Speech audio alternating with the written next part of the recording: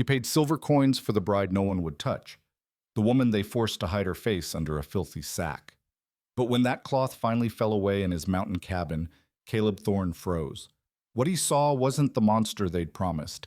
It was something that would shatter everything he thought he knew about loneliness, second chances, and what makes a person truly beautiful. This is their story. Stay until the end and comment what city you're watching from. I want to see how far this journey reaches. The wind that tore through Helena, Montana Territory in February of 1876 wasn't the kind that merely chilled. It was the sort that carved into bone, the type that made strong men question their faith and weak men abandon it entirely. It howled through the skeletal fingers of pine trees, rattled the shutters of the territorial courthouse, and drove needles of ice against every exposed surface with relentless fury. On a morning when sensible people huddled near stoves and prayed for spring, a crowd gathered in the muddy yard behind Garrett's trading post, their breath rising in ghostly plumes, their faces hard with the particular cruelty that frontier life sometimes bred in human hearts. They'd come to see the mail-order brides. It was a spectacle that drew onlookers like moths to flame, desperate women, shipped west like furniture or livestock, standing on display while prospective husbands circled and evaluated. Some came from failed farms back east. Others fled scandal or poverty or families that saw them as burdens. The territory needed women. Lonely men paid for passage and papers. It was business, cold and transactional as the wind that froze their tears. But even in a practice built on desperation, there were hierarchies. Anna Rose stood apart from the others, and not by choice, while 7 other women waited in a nervous line, dressed in their best worn dresses, hair pinned hopefully beneath modest bonnets. Anna stood 15 feet away in the mud, her entire head and shoulders covered by a burlap sack. The rough fabric, stained with what might have been flour or feed, had been tied at her neck with twine. 2 small holes had been cut near where her eyes would be, but they were positioned poorly, forcing her to tilt her head at odd angles to see anything beyond the brown darkness of her imprisonment. She'd been standing there for 3 hours. Her fingers had lost feeling 2 hours ago. Her feet, wrapped in boots that hadn't been adequate even before they'd worn through at the soles, no longer registered as parts of her body. She couldn't feel the cold anymore, couldn't feel much of anything except the weight of humiliation and the smaller, harder weight of resignation that had settled in her chest like a stone. This was the 3rd town, the 3rd display, the 3rd failure. Jesus Christ, Garrett, you still trying to pawn that one off? A man's voice, thick with whiskey and disdain, cut through the murmur of the crowd. Laughter followed, rough, mean laughter that Anna had learned not to flinch at. She'd used up her flinches somewhere between Pittsburgh and St. Louis. She's paid for through passage, Garrett answered, his tone defensive. The trader was a squat man with a face like a fist and a gift for numbers that didn't extend to human decency. Contract says I find her a replacement or her kin get their deposit back. And I ain't giving back no deposits.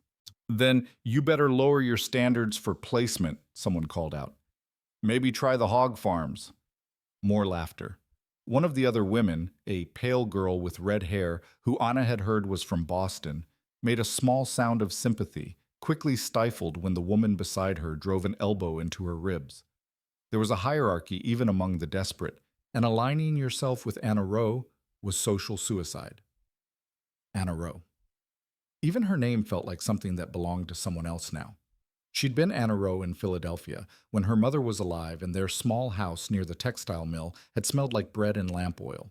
She'd been Anna Rowe when she'd worked as a seamstress, her fingers flying over fine stitches while the factory girls gossiped about beaux and dances.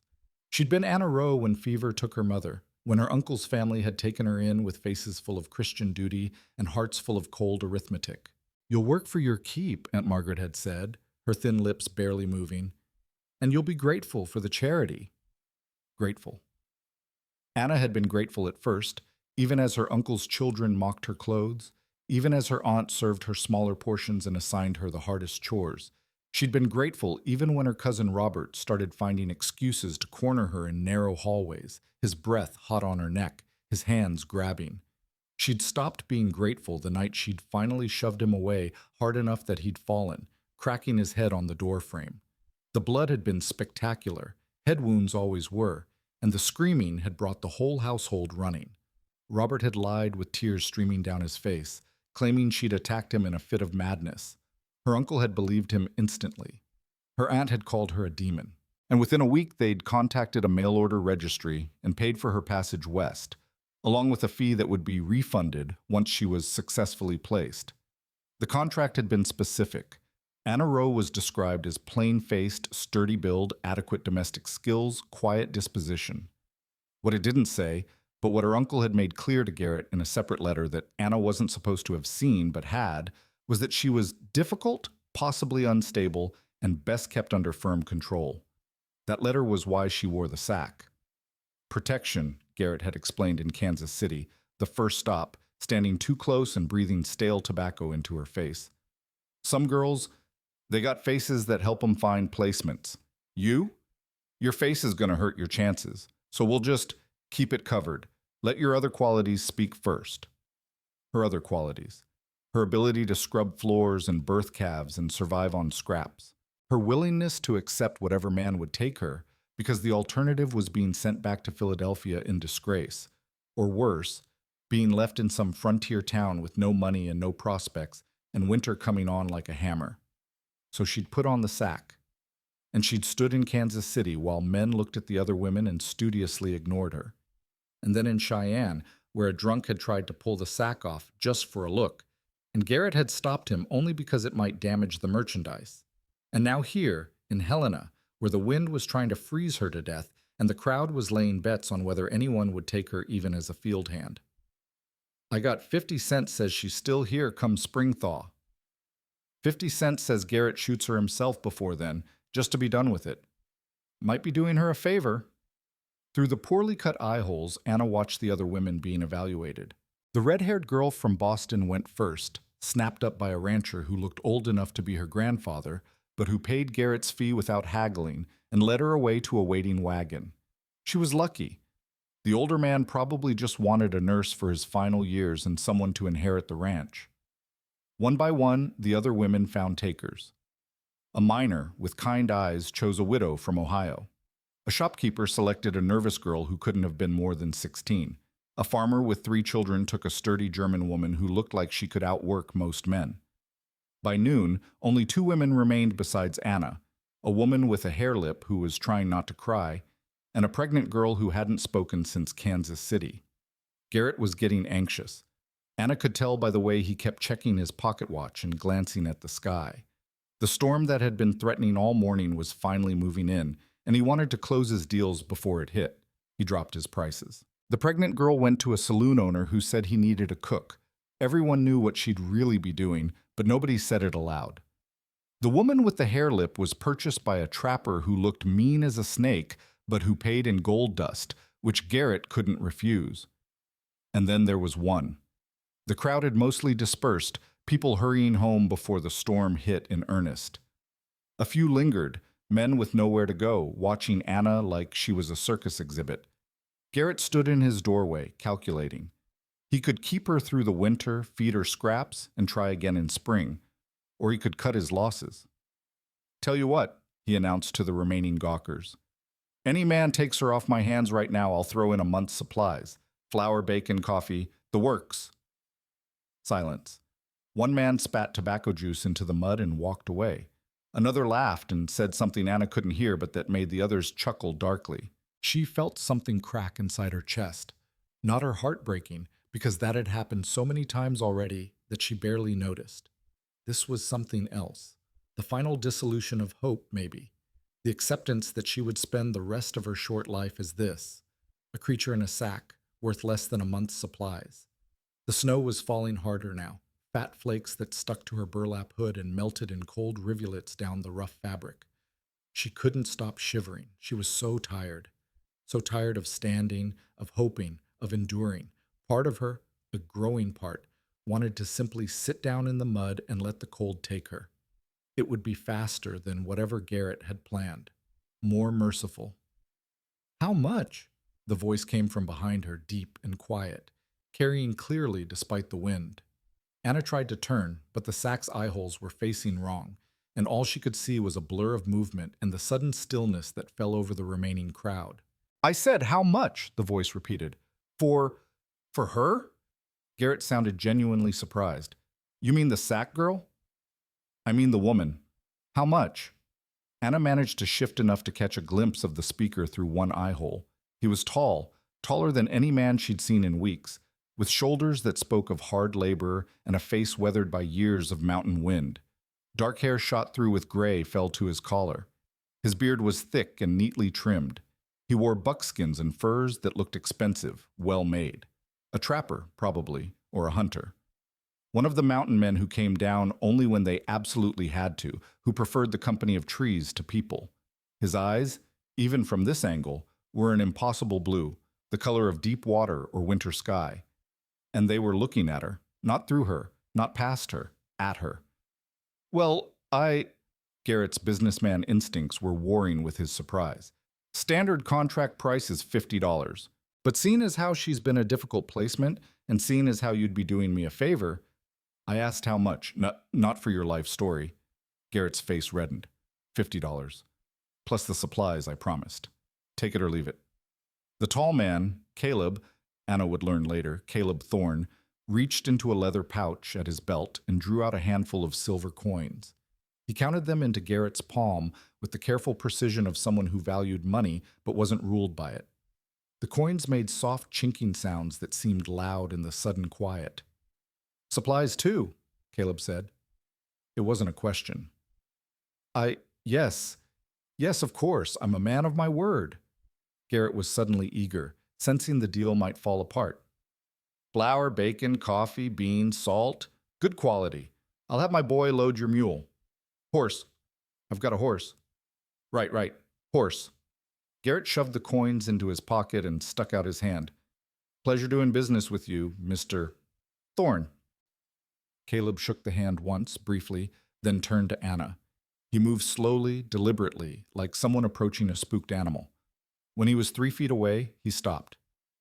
Ma'am, he said quietly, my name's Caleb Thorne. I have a cabin 8 miles up in the mountains. I live alone. I need... He paused, choosing words carefully.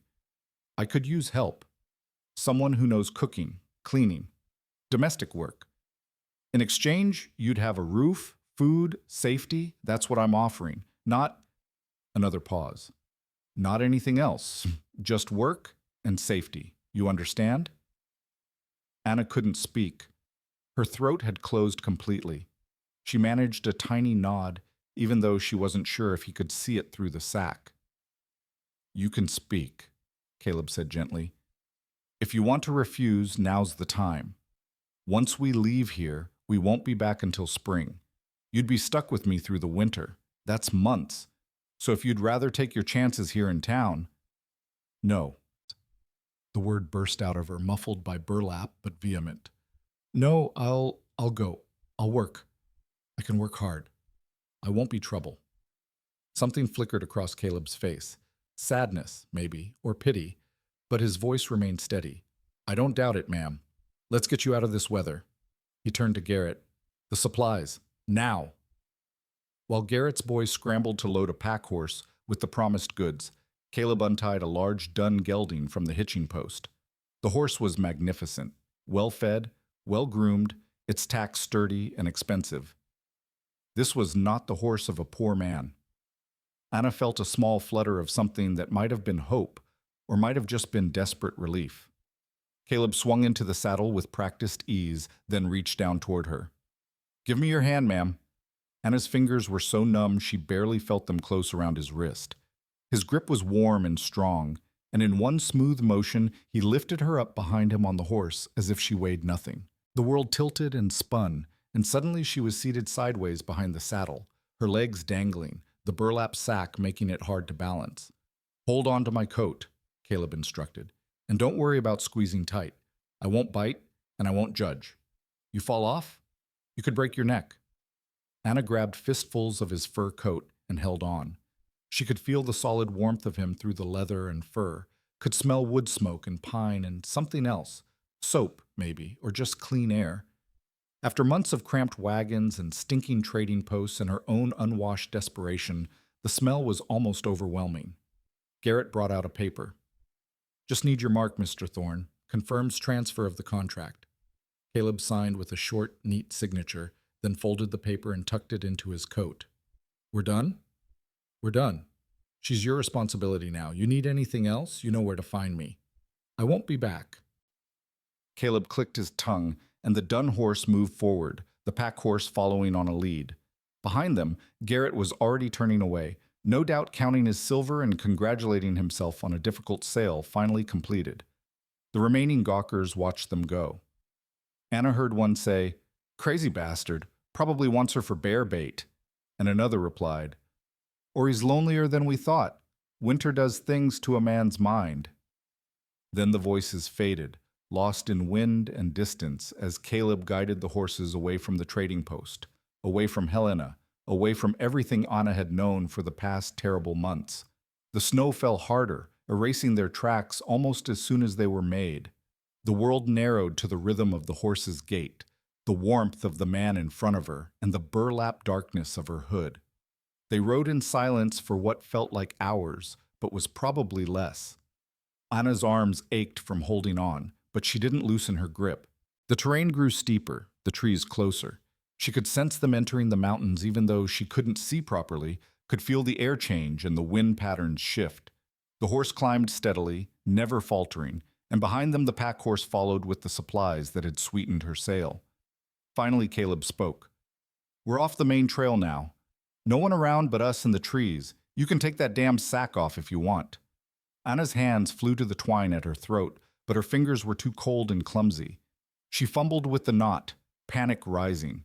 She wanted the sack off, needed it off, but the twine wouldn't cooperate, and her fingers wouldn't work, and... Easy. Caleb's voice was calm. Hold still a second. He brought the horse to a stop, then twisted in the saddle. With one hand, he pulled a knife from his belt, not threatening, just practical, and reached back. Anna forced herself not to flinch as the blade came close. One quick motion, and the twine parted. The burlap loosened. "There," Caleb said, sheathing the knife. "Go ahead." Anna's hands shook as she pulled the sack up and off. Cold air hit her face like a slap, making her gasp. After hours of breathing her own hot, stale breath inside the burlap, the clean mountain air was almost painful.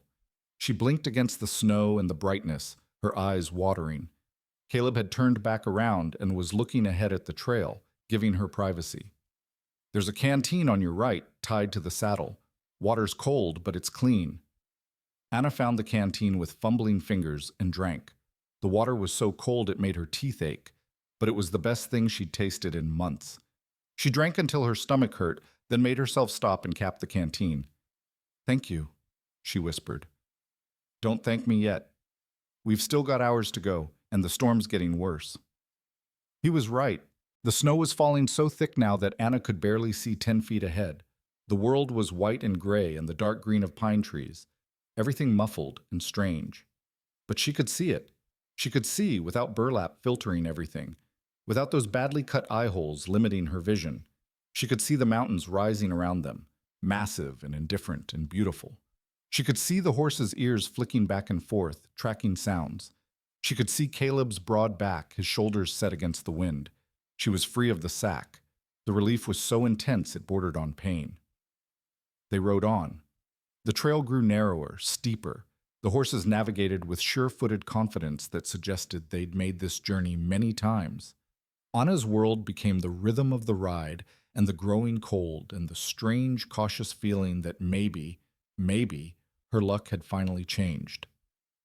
It was nearly dark when they reached the cabin. It appeared suddenly through the snow, a solid structure of logs and stone tucked into a clearing surrounded by towering pines. Smoke rose from a stone chimney. A small barn stood nearby, sturdy and well-maintained. This wasn't some rough trapper's shack thrown together from green wood and hope. This was a home. Someone had built this to last, had planned and cared and made something permanent in the wilderness. Caleb dismounted and immediately turned to help Anna down. Her legs nearly buckled when her feet hit the ground. Hours in the saddle, frozen muscles, exhaustion all conspiring to drop her in the snow. Caleb caught her elbow, steadying her without making it seem like a big deal. "Barn first," he said. "Horses need tending before we get comfortable." Anna followed him into the barn, grateful to be out of the wind. Inside, it was warmer. Not warm, but warmer, and it smelled like hay and horses and leather. Caleb moved with efficient competence, unsaddling both horses, rubbing them down, checking their hooves, measuring out grain. Anna watched, trying to help but mostly just staying out of the way. Her hands were still too cold to be useful. "You know horses?" Caleb asked as he worked. "A little. My uncle had a cart horse. I used to feed him sometimes." "These two are easy. The Dun's name is Smoke. Pack horse is Betty. They're good animals, smart. Treat them right and they'll take care of you." He showed her where the feed was stored, where the tack belonged, how he liked things organized. His instructions were clear and patient, never condescending. Anna memorized everything, desperate to prove she could be useful, that he hadn't wasted his money. When the horses were settled, Caleb led her to the cabin. He pushed open the door and warmth rolled out, glorious and immediate. A fire burned in a large stone fireplace, casting dancing shadows on log walls. The cabin was one large room with a sleeping loft above, Spartanly furnished but clean and organized. A table and 2 chairs sat near the fire. A rocking chair occupied one corner. Shelves lined one wall, holding supplies and books. Actual books, more than Anna had expected. Cookware hung from hooks near the hearth. Everything had a place and purpose. And in the corner, near the ladder to the loft, sat a cradle. Anna's eyes locked on it. The cradle was beautiful, carefully crafted from smooth wood with carved details along the edges. A small quilt lay folded inside, the stitching precise and delicate. Someone had made that with love. Caleb saw her looking. His voice, when he spoke, was quiet and careful. "That was for my son, Luke. He's 3 now. Too big for the cradle, but I kept it. He's—" Caleb paused, and something painful moved across his face. "He's staying down in Helena with the Weavers, family friends, while he recovers from a fever. Had it bad last month. Nearly lost him. Doctor said he needs to stay warm and quiet for a few more weeks, then I can bring him home." "I'm sorry," Anna said, the words inadequate but sincere. "Not your fault. Fever comes when it comes." Caleb moved to add wood to the fire. "Point is, I need help getting this place ready for a child again. Need cooking and cleaning and basic care. That's what I'm asking of you. Can you do that?" "Yes." Anna's voice was stronger now. "Yes, I can do that." "Good." Caleb gestured to the loft. "You'll sleep up there. There's a pallet, blankets. It's warm, heat rises. I'll sleep down here by the fire. There's a bolt on the inside of the loft door. Use it if you want. I won't bother you, but I understand if you need to feel safe." The casual way he said it, the acknowledgement that she might not trust him, that she had reason to be afraid, it made Anna's throat tight. She nodded, not trusting her voice. "First things first," Caleb said, all business now. "You need to get warm and eat something. Sit by the fire. I'll make coffee and heat up some stew." "I can cook," Anna protested. "That's my job now, isn't it?" "You can cook tomorrow. Tonight, you need to thaw out before your fingers fall off." There was no arguing with that tone. Anna sat in the rocking chair, which was positioned perfectly to catch the heat from the fire. Caleb moved around the cabin with practiced efficiency, filling a kettle, setting it to boil, ladling stew from a pot that sat near the coals. The stew smelled like heaven, meat and vegetables and herbs, real food, not the thin gruel she'd been subsisting on. While the food heated, Caleb pulled out tin cups and plates. "You drink coffee?" "Yes." "Good. It's strong. Fair warning." The coffee was indeed strong, bitter and hot and perfect. Anna wrapped both hands around the tin cup and let the heat seep into her frozen fingers. Feeling came back in painful tingles and stabs. She didn't care. It hurt, but it meant she was alive, was warm, was safe. Caleb served the stew in silence, then sat at the table across from her with his own bowl. For a long moment, neither of them ate. Anna stared at the food, suddenly aware that this was real, that she was expected to eat at the same table as the man who'd bought her, that everything had changed in the space of a few hours. "Ma'am," Caleb said gently, "you need to eat. You're shaking." Anna's voice cracked. "I don't know your rules yet. Should I ask permission? Should I wait until you're done? I don't know how this works." Caleb set down his spoon. He looked at her directly, his blue eyes steady and serious. Listen to me carefully. There's no trick here, no test. You're not a slave or a servant or anything like that. You're a person who needed help, and I'm a person who needed help. That's all. You eat when you're hungry, you sleep when you're tired, you work because that's the agreement, but you're not property. You understand? Anna wanted to believe him. God, she wanted to believe him so badly. But months of being treated like cargo had taught her to trust nothing, to expect cruelty disguised as kindness. I saw your face, Caleb continued, his voice still gentle but firm. When I cut that sack off, I saw. You expected me to react, to flinch or curse or demand my money back. But I'm going to tell you something true, and I need you to hear it. Are you listening? Anna nodded, her heart hammering. You're not ugly. You're not a monster. You're a woman who's been treated badly and who's scared. That's all. And whatever anyone told you about your face, about your worth, they were wrong. You understand? They were wrong. Something broke inside Anna then. Not shattered, nothing violent or dramatic, just quietly cracked, like ice in spring thaw. Tears spilled down her cheeks before she could stop them, hot and fast and overwhelming. She tried to wipe them away, embarrassed, but they kept coming. Caleb didn't move, didn't try to comfort her or tell her to stop. He just sat there, giving her space to break down, his presence steady and undemanding. When the tears finally slowed, he pushed his handkerchief across the table. Thank you, Anna whispered, wiping her face. Eat your stew before it gets cold. They ate in silence after that, but it wasn't an uncomfortable silence. Anna was too hungry to do anything but focus on the food, which was rich and filling and exactly what her body needed. Caleb ate steadily, occasionally adding wood to the fire, checking the window where snow was piling against the glass. When they were done, he collected the dishes. I'll wash these. You go up to the loft and get some sleep. We'll talk more in the morning, figure out a routine. But for tonight, just rest. Anna climbed the ladder to the loft on shaking legs. The space was small but perfect. A pallet with thick blankets, a small trunk for storage, a tiny window that looked out on pine trees and darkness. The bolt Caleb had mentioned was there, solid and real. She stared at it for a long moment, then decided to leave it unbolted. If he'd wanted to hurt her, he'd had plenty of opportunities. And somehow, despite everything, she believed him when he said she was safe. She was asleep before her head fully settled into the pillow, exhausted beyond measure, warm for the first time in months. Downstairs, Caleb washed the dishes and banked the fire for the night. He looked up at the closed loft door and allowed himself one quiet sigh. Then he spread his bedroll near the hearth, checked that his rifle was loaded and within reach, not because of the woman sleeping above, but because mountain nights held their own dangers, and settled in for sleep. The storm howled outside, burying the world in white. But inside the cabin, two broken people had found unexpected shelter. And if neither of them knew quite what came next, at least they were warm. At least they were safe. At least they were home. Anna woke to the sound of an axe biting into wood, steady, rhythmic strikes that echoed through the pre-dawn stillness. For a moment, confusion swamped her. The ceiling above was rough-hewn logs, not the water-stained plaster of her uncle's attic. The air smelled like pine and wood smoke, not mildew and disappointment. Then memory crashed back. The trading post, the burlap sack, the tall man with impossible blue eyes who'd paid 50 silver coins and asked nothing in return except work. Caleb Thorne. His cabin.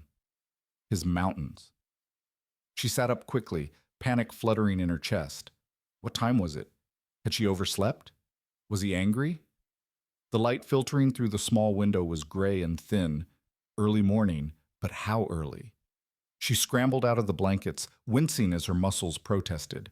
Yesterday's ride had left her stiff and sore in places she'd forgotten existed. The loft was cold despite Caleb's assurance that heat rose. Anna's breath misted in front of her face as she hastily braided her hair and tried to smooth the wrinkles from her dress. The same dress she'd worn for weeks, stained and worn, but the only one she had. Downstairs, the cabin was empty, the fire burning low. Through the window, she could see Caleb in the clearing, splitting logs with methodical precision. He'd already been at it long enough to build a substantial pile. Anna hurried to add wood to the fire, then looked around trying to orient herself. What did he expect her to do first? Start breakfast? Clean something? She moved toward the shelves where she'd seen supplies last night, her hands already reaching for flour and coffee, when the cabin door opened and Caleb stepped inside with an armload of split wood. "Morning," he said, his voice neutral. Snow dusted his shoulders and clung to his beard. "You didn't have to rush down. Sun's barely up." "I should have been up before you," Anna said quickly. "I'm sorry. I didn't mean to—" "Stop." Caleb set the wood down by the hearth and brushed snow from his coat. "I've been splitting wood since I was 12 years old. Don't need supervision or company for it. You slept because you needed to sleep, that's all." He moved past her to the water bucket, ladled some into a basin, and washed his hands with methodical care. Anna watched, uncertain, as he dried them on a cloth and then turned to face her properly. In the morning light, she could see him more clearly than she had last night. He was older than she'd first thought, maybe 40, maybe more, with lines carved deep around his eyes and mouth. Not a handsome man by conventional standards, but striking in the way mountains were striking, solid, weathered, permanent. "You know how to make coffee?" he asked. "Yes." "Good. Make us a pot while I feed the chickens." "Chickens?" Anna hadn't seen any chickens. "Small coop behind the cabin. 6 hens. They're mean as rattlesnakes, but they lay decent. Check for eggs while you're at it." He pulled his coat back on. "Supplies are marked. Coffee's in the blue tin. Sugar's scarce, so we don't use much.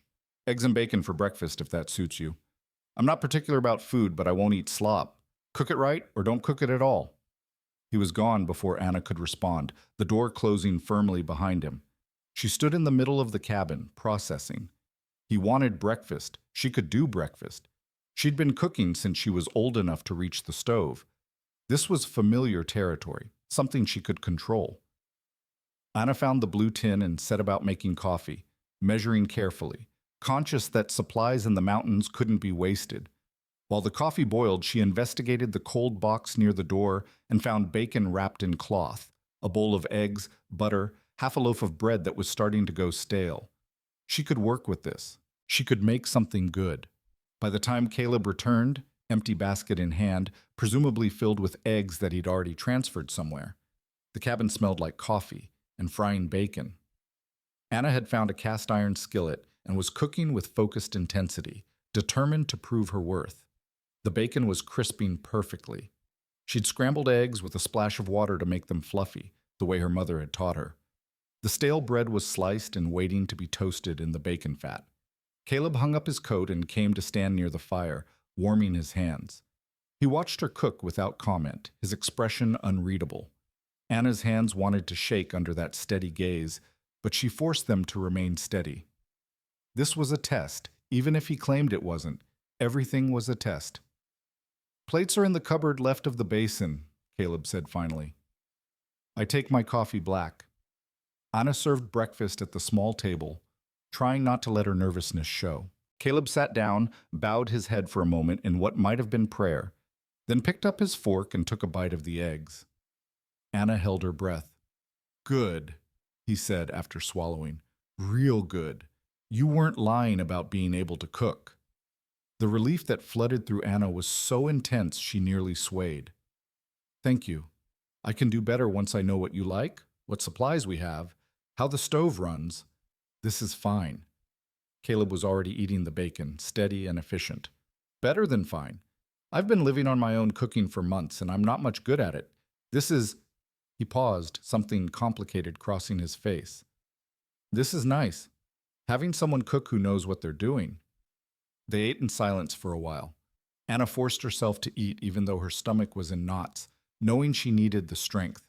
Outside, the storm had passed, leaving the world buried in fresh snow that sparkled in the weak morning light. Everything looked clean and new and desperately cold. "Storm's done," Caleb said, echoing her thoughts.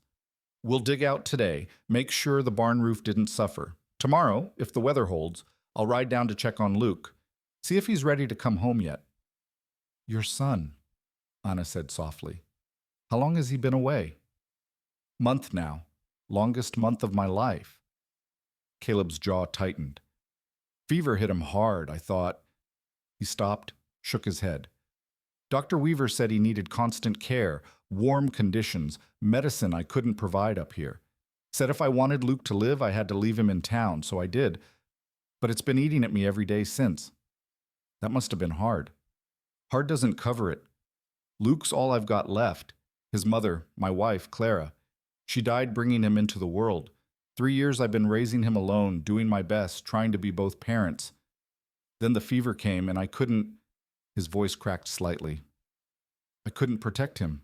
Had to hand him over to someone else. A father should be able to protect his child. The raw pain in his voice made Anna's chest ache. You did protect him, she said carefully. You made the hard choice. That takes more strength than keeping him here would have. Caleb looked at her then, really looked at her, and something in his expression shifted. Maybe. Or maybe I'm just a coward who couldn't bear watching him die.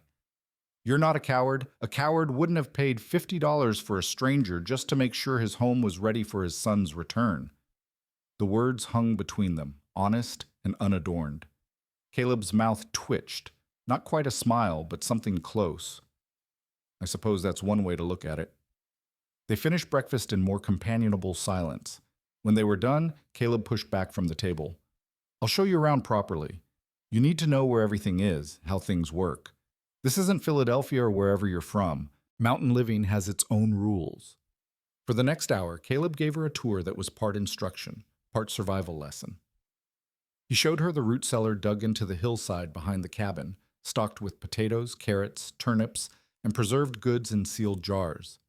He explained the water system, a spring 50 yards up the slope that fed into a wooden trough, which had to be checked daily for ice. He demonstrated how to bank the fire properly so it would burn all night without consuming too much wood. He introduced her to the chickens, who were indeed mean as promised, and showed her how to collect eggs without getting pecked to death. This one's Lucifer, he said, pointing to a particularly aggressive red hen. She's the worst. Goes for the eyes if you're not careful. The black one's Beelzebub. The others are just generally unpleasant. Despite everything, Anna felt her mouth twitch toward a smile. You named your chickens after demons? Luke named them. He's got a sense of humor. Caleb's face softened when he mentioned his son. Kid smart as a whip. Too smart sometimes. Already reading simple words. Clara would have been proud. I'm sure she is, Anna said quietly. Caleb didn't respond to that, just moved on to show her the woodpile, the tool shed, the small smokehouse where he cured meat. Everything was organized with military precision, each item in its place, each system designed for efficiency and survival. This was a man who understood that carelessness in the mountains meant death. By midday, Anna's head was spinning with information, but she was starting to understand the rhythm of this place. It was harsh, yes, and isolated, but there was a kind of logic to it that appealed to her. Everything had a purpose. Nothing was wasted. It was so different from her uncle's house, where appearances mattered more than function, where food was thrown away while Anna went hungry because feeding her too much might make her ungrateful. You're quiet, Caleb observed as they walked back to the cabin through knee-deep snow. Overwhelmed. No, yes, there's a lot to learn, but I can do it. I want to do it. Anna hesitated, then added, It's just different. Good different. Everything has a reason here. Has to. Can't afford waste or stupidity this far from town. Caleb stopped at the cabin door, his hand on the latch. Listen, I know this arrangement is strange. I know you probably don't trust me yet, and that's fair, but I meant what I said last night. You're safe here. And if at any point you want to leave, come spring, when the trails are passable, I'll take you back to town myself. No questions, no punishment. You're not a prisoner. Where would I go? The question came out more bitter than Anna intended. Back to that trading post? Back to my uncle's house? There's nowhere for me, Mr. Thorne. This is better than anything I could have hoped for. Something pained flashed across Caleb's face. That's a damned sad thing to hear, ma'am, but I understand. World's not kind to women with no family, no money. I understand that better than you might think.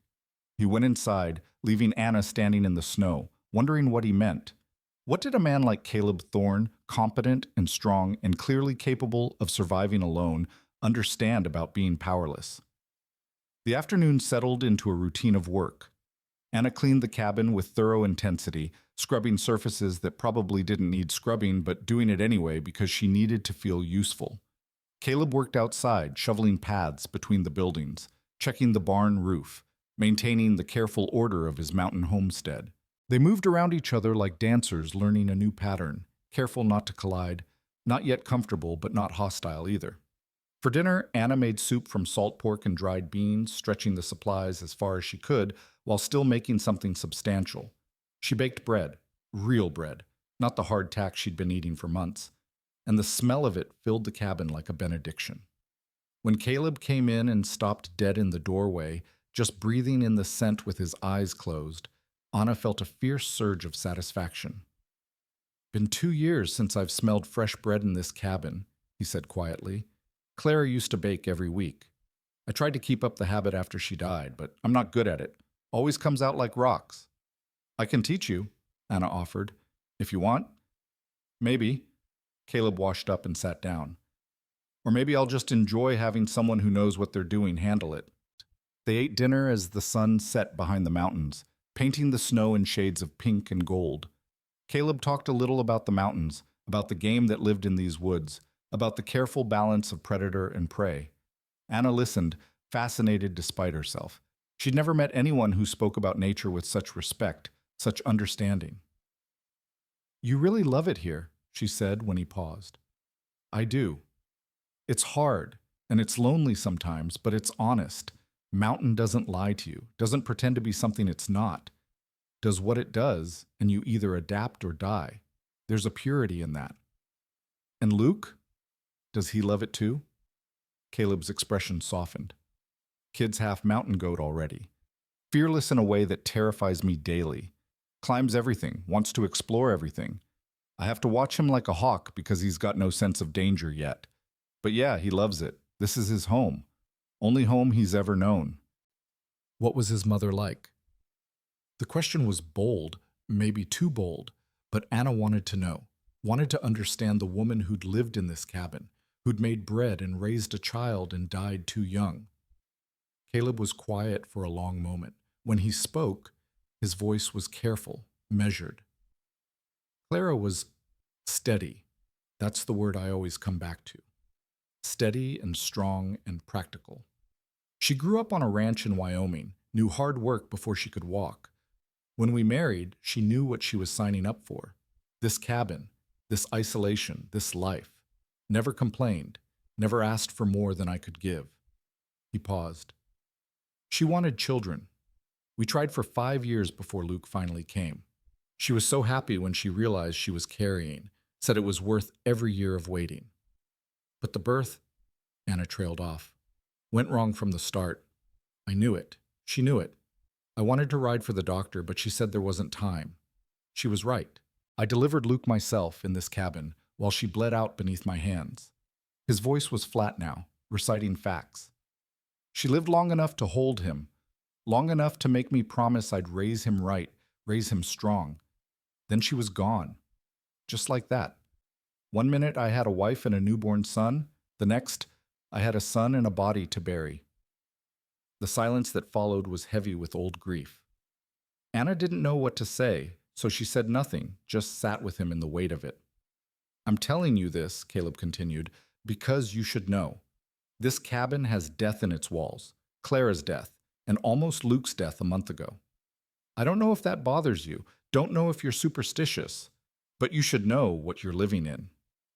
"Every place has death in it," Anna said quietly. "My mother died in a house in Philadelphia. People died in my uncle's house, his parents, before I lived there. Death is everywhere. It doesn't scare me." "No?" Caleb looked at her curiously. "What does scare you?" The question was so unexpected, so direct that Anna answered honestly before she could think better of it. "Being useless, being unwanted, being put back in that sack and told I'm not worth the space I take up." Something fierce flashed in Caleb's eyes. "Anyone puts a sack on you again, they answer to me, and I don't care if it's your bloodkin or the president himself." The vehemence in his voice startled her. "Why do you care? You don't know me." "I know enough. I know you've been treated like garbage when you're not. I know you cook good food and work hard and deserve better than what you've gotten. That's enough. Anna felt tears prick her eyes and blinked them back furiously. You're a strange man, Mr. Thorne. Caleb, if you're going to live in my house, you might as well call me by my name. He stood and collected the dishes. And you're not useless, in case you were wondering. Today was the first day in months this place felt like a home, instead of just a building I sleep in. He washed the dishes while Anna sat by the fire, her mind spinning. This man, this strange, gruff, unexpectedly kind man, was nothing like what she'd expected.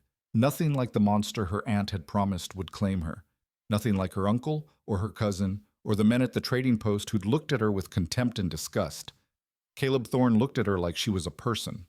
It was such a simple thing, and yet it felt revolutionary. That night, as Anna lay in the loft listening to the cabin settle and Caleb's quiet breathing from below, she allowed herself to feel something she hadn't felt in months. Hope. Not the desperate, clawing hope of someone drowning, but the quieter, steadier hope of someone who'd found unexpected ground beneath their feet. She didn't know what tomorrow would bring. Didn't know if this arrangement would last, if Caleb would change his mind, if she would somehow ruin this fragile peace. But for tonight, she was warm. She was fed. She was safe. It was more than enough. Morning came cold and clear, the sky a hard blue that promised no mercy and no warmth. Anna was up before dawn this time, determined not to be caught sleeping while Caleb worked. She dressed in the dark and climbed down the ladder to find him already building up the fire, his movements quiet and practiced. "Morning," he said without turning around. "Sleep well?" "Yes, thank you." Anna moved to start breakfast. "You said you might ride down to check on Luke today?" "Planning on it. Weather's clear. Should make good time." He straightened, stretching his back. "I'll be gone most of the day. You all right being alone here?" "Of course." Anna tried to sound more confident than she felt. The idea of being alone in this isolated cabin was daunting, but she wasn't about to admit it. "I'll keep the fire going, take care of the animals, maybe do some mending." Caleb studied her for a moment, his blue eyes thoughtful. "There's a rifle above the door. You know how to shoot?" "No."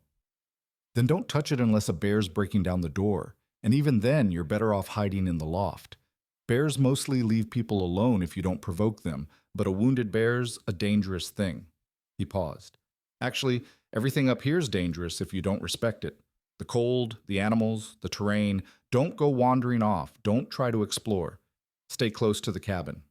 Understand?" "I understand." "Good." He moved to get his coat. "I'll try to be back before dark, but if I'm not, don't panic. Could be the trail's worse than I thought, or Luke needs another day, or a dozen other things. You just keep the fire going and stay inside. If I'm not back by tomorrow noon, then you can start worrying." Anna nodded, ignoring the flutter of anxiety in her stomach. This was part of mountain living, she reminded herself. Self-reliance. Trust. The ability to be alone without falling apart. After a quick breakfast of oatmeal and coffee, Caleb saddled Smoke and prepared to leave. Anna walked him to the barn, watching as he secured his pack and checked his gear with methodical care. Every movement spoke of experience, of countless journeys made and survived. "One more thing," Caleb said, swinging into the saddle. "There's a box in the loft near the trunk. Claire's things, dresses mostly, and some other clothes. You're about her size, maybe a bit smaller. You should have something clean to wear, something warm. Help yourself to whatever fits." Before Anna could respond, before she could process the intimacy of that offer, the trust it implied, Caleb had clicked his tongue and Smoke was moving, carrying him away from the cabin and down the mountain trail. Anna stood in the snow and watched until he disappeared into the trees, then turned and walked back into the suddenly too quiet cabin. The day stretched ahead of her, empty and full at the same time. She threw herself into work, cleaning things that didn't need cleaning, organizing things that were already organized, anything to keep busy. The chickens got fed and watered, the fire got tended, the cabin got swept, and all the while Anna's eyes kept drifting to the ladder that led to the loft, to the box Caleb had mentioned, Clara's things. It felt like a violation somehow, to touch a dead woman's belongings. But Anna's dress was filthy and falling apart, and Caleb had given permission, more than permission he'd offered. Surely Clara would understand. Surely she wouldn't begrudge another woman a clean dress, especially when that woman was trying to care for her home and prepare for her son's return. Anna climbed the ladder and found the box easily, a cedar chest tucked against the wall, beautiful and well made. She lifted the lid carefully, and the smell of lavender rose up, along with something else. Cedar and wool and the faint, indefinable scent of another person's life. Inside were dresses, carefully folded and preserved. Simple, practical dresses in sturdy fabrics, brown wool, dark blue cotton, gray linen, a winter coat lined with rabbit fur, undergarments, stockings, a nightgown, and at the very bottom, wrapped in tissue paper, a dress of deep green that was finer than the others, with careful stitching and a lace collar. Clara's best dress, maybe. Her wedding dress or Sunday dress. Anna lifted out the brown wool dress and held it up. It would fit, she thought, maybe a little loose in the shoulders, maybe a little long, but it would fit. And it was clean. God, it was clean and whole and would be warm.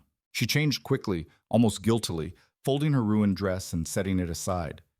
The wool felt strange against her skin, soft and expensive in a way she'd almost forgotten existed. When she descended the ladder and caught a glimpse of herself in the small mirror near the basin, she barely recognized the woman looking back. Clean dress, clean face, hair neatly braided. She looked almost respectable. The thought made her laugh, a short, sharp sound that echoed strangely in the empty cabin. Respectable. As if a dress could erase months of humiliation. As if fabric could change what she was. A woman no one wanted, bought for $50 and a month's supplies. But when she looked in the mirror again, she saw something else too. Not just the respectable dress, but the way she stood differently in it. Straighter, stronger. The way wearing something clean and whole made her feel less like cargo and more like a person. Maybe that was what Caleb had known. Maybe that was why he'd mentioned the box. The day passed slowly. Anna cooked, cleaned, mended holes in Caleb's shirts that she found in a basket near the hearth. She read from one of his books, a volume of poetry that surprised her with its tenderness. She watched the sun track across the sky and tried not to worry about the man who'd ridden down the mountain that morning. He'd be fine. He knew these mountains. He'd made this journey hundreds of times. But what if he wasn't fine? What if something happened? What would she do, alone in this cabin with winter closing in and no way to get help? Anna forced the thoughts away and focused on preparing dinner, venison stew, using meat from the cold box and vegetables from the root cellar. By the time the sun began to set, painting the snow in brilliant oranges and purples, the stew was ready and the cabin smelled like home. But Caleb didn't come. Anna ate alone, trying not to let worry consume her. He'd said he might be late. He'd said not to panic. She forced herself to clean up, to bank the fire properly, to go through the evening routine Caleb had taught her. Then she climbed to the loft and lay in the darkness, listening to the wind and the creaking of the cabin and the terrible silence of being alone. She didn't sleep. She lay awake for hours, every sound making her tense, wondering if it was Caleb returning or something worse, a bear, a mountain lion, bandits.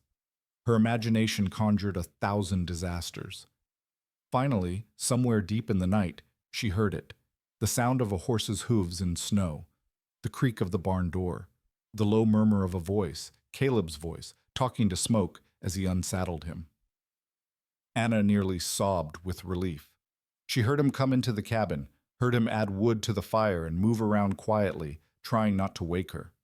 She almost called down to let him know she was awake, but something stopped her. Instead, she lay in the darkness and listened to him settle for the night. The sounds of another person in the house, suddenly the most comforting thing in the world. Tomorrow, she told herself. Tomorrow she'd ask about Luke, about the journey, about when the boy would come home. Tomorrow she'd prove herself even more useful, more valuable, more worth the $50 Caleb had spent. But tonight, she just let herself feel grateful.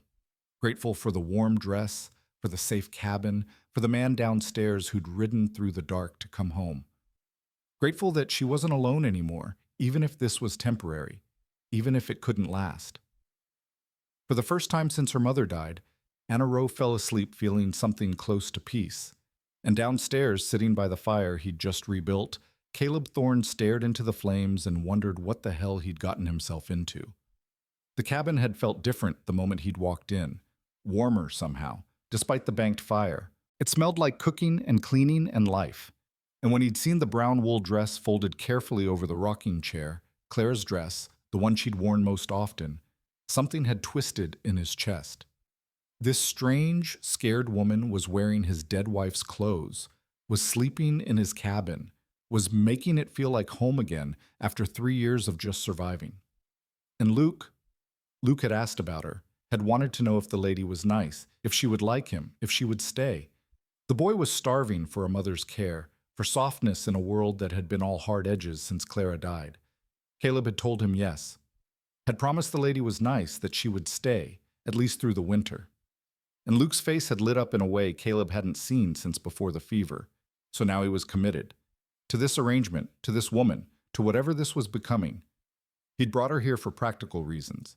He needed help. She needed safety. Simple transaction. But nothing felt simple anymore. Nothing felt like just a transaction when he came home to the smell of cooking and saw light in the windows and knew someone was waiting. Not waiting for him exactly, just waiting. Being there. Existing in the same space. It was dangerous, this feeling.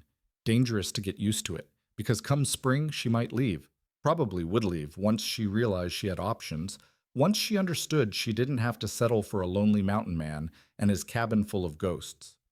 But for now, for tonight, Caleb let himself enjoy the warmth, the full belly, the knowledge that tomorrow he'd wake to fresh coffee and conversation and something that almost felt like family.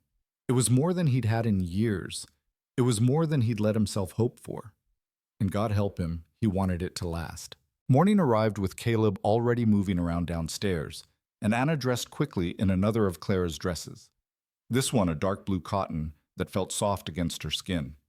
When she climbed down the ladder, she found him packing supplies into a leather satchel, his movements purposeful and slightly hurried. "He's ready," Caleb said without preamble, not looking up from his work. "Luke, doctor says the fever's gone, lungs are clear. I can bring him home today." Anna's heart jumped, excitement mixed with sudden, sharp anxiety. A child. She'd be caring for an actual child, not just maintaining an empty cabin. That's wonderful. You must be so relieved. Relieved doesn't cover it. Caleb's hand stilled on the satchel strap, and when he looked at her, his eyes were bright with emotion he didn't try to hide. Felt like I was missing half my soul this past month, like I couldn't breathe right with him gone. He cleared his throat roughly. "I'll head out within the hour. Should be back by late afternoon if the weather holds." "What should I do? To prepare, I mean, for Luke?" Anna twisted her hands together, suddenly aware of how little she knew about children. She'd helped mind her cousin's babies occasionally, but always under strict supervision, always with someone ready to criticize her every move. Caleb straightened, considering her with that steady, assessing gaze that made her feel both exposed and strangely safe. "Kid's been sick, so he'll be tired easy. Probably scared too.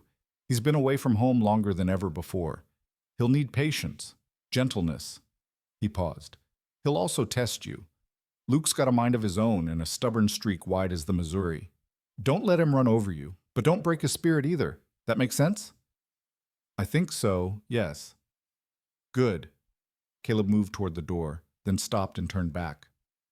"Anna, Miss Rowe, I need you to understand something. Luke is everything to me. Everything. If I thought for 1 second you'd hurt him or neglect him or—" "I won't," Anna interrupted, her voice firm. "I swear to you, I won't. I know what it's like to be a child no one wants, no one protects. I would never—" her voice caught. "I would never do that to anyone, especially not to a child who's already lost his mother." Something in Caleb's face softened. "I believe you. Don't know why, but I do." He pulled on his coat. "Make something good for dinner. Something a kid would like. Luke's been living on broth and soft foods for weeks. He'll be hungry for real food." After he left, Anna stood in the center of the cabin and tried to calm her racing thoughts. A child. She'd be responsible for a child. The weight of it settled over her shoulders like a physical thing, heavy but not unwelcome. This was what she'd agreed to. This was the work Caleb had bought her for. Except it didn't feel like being bought anymore. It felt like being trusted. Anna threw herself into preparation with almost frantic energy. She cleaned the cabin again, paying special attention to the areas a small child might touch or explore. She checked the loft ladder to make sure it was secure. A 3-year-old could climb, might try to follow her up. She moved anything dangerous or breakable to higher shelves. She baked fresh bread and prepared a stew that would be ready when they returned, using dried apples from the root cellar to make a sweet compote she hoped Luke would like. The hours crawled by with agonizing slowness. Anna found herself checking the window constantly, watching the trail for any sign of movement. The chickens got fed twice because she forgot she'd already done it. She reorganized the same shelf 3 times. Her nervous energy had nowhere to go except into endless small tasks that didn't really need doing. What if Luke hated her on sight? What if he cried for his father to send her away? What if she did something wrong, said something wrong, proved herself as useless as her aunt had always claimed? The sun was beginning its descent toward the mountains when Anna finally heard it, the sound of a horse approaching, but different this time. Slower. More careful. She rushed to the window and saw Caleb on Smoke, but he wasn't alone. Bundled in front of him, wrapped in what looked like half a dozen blankets, was a small figure. Luke. Anna's hands flew to smooth her dress, her hair, as if making herself presentable could somehow make this go right. Then she forced herself to step away from the window, to wait by the fire like a normal person, not like a desperate woman whose entire future might depend on whether a 3-year-old child accepted her. The cabin door opened and cold air rushed in along with Caleb, who stepped inside carefully, his precious cargo held secure against his chest.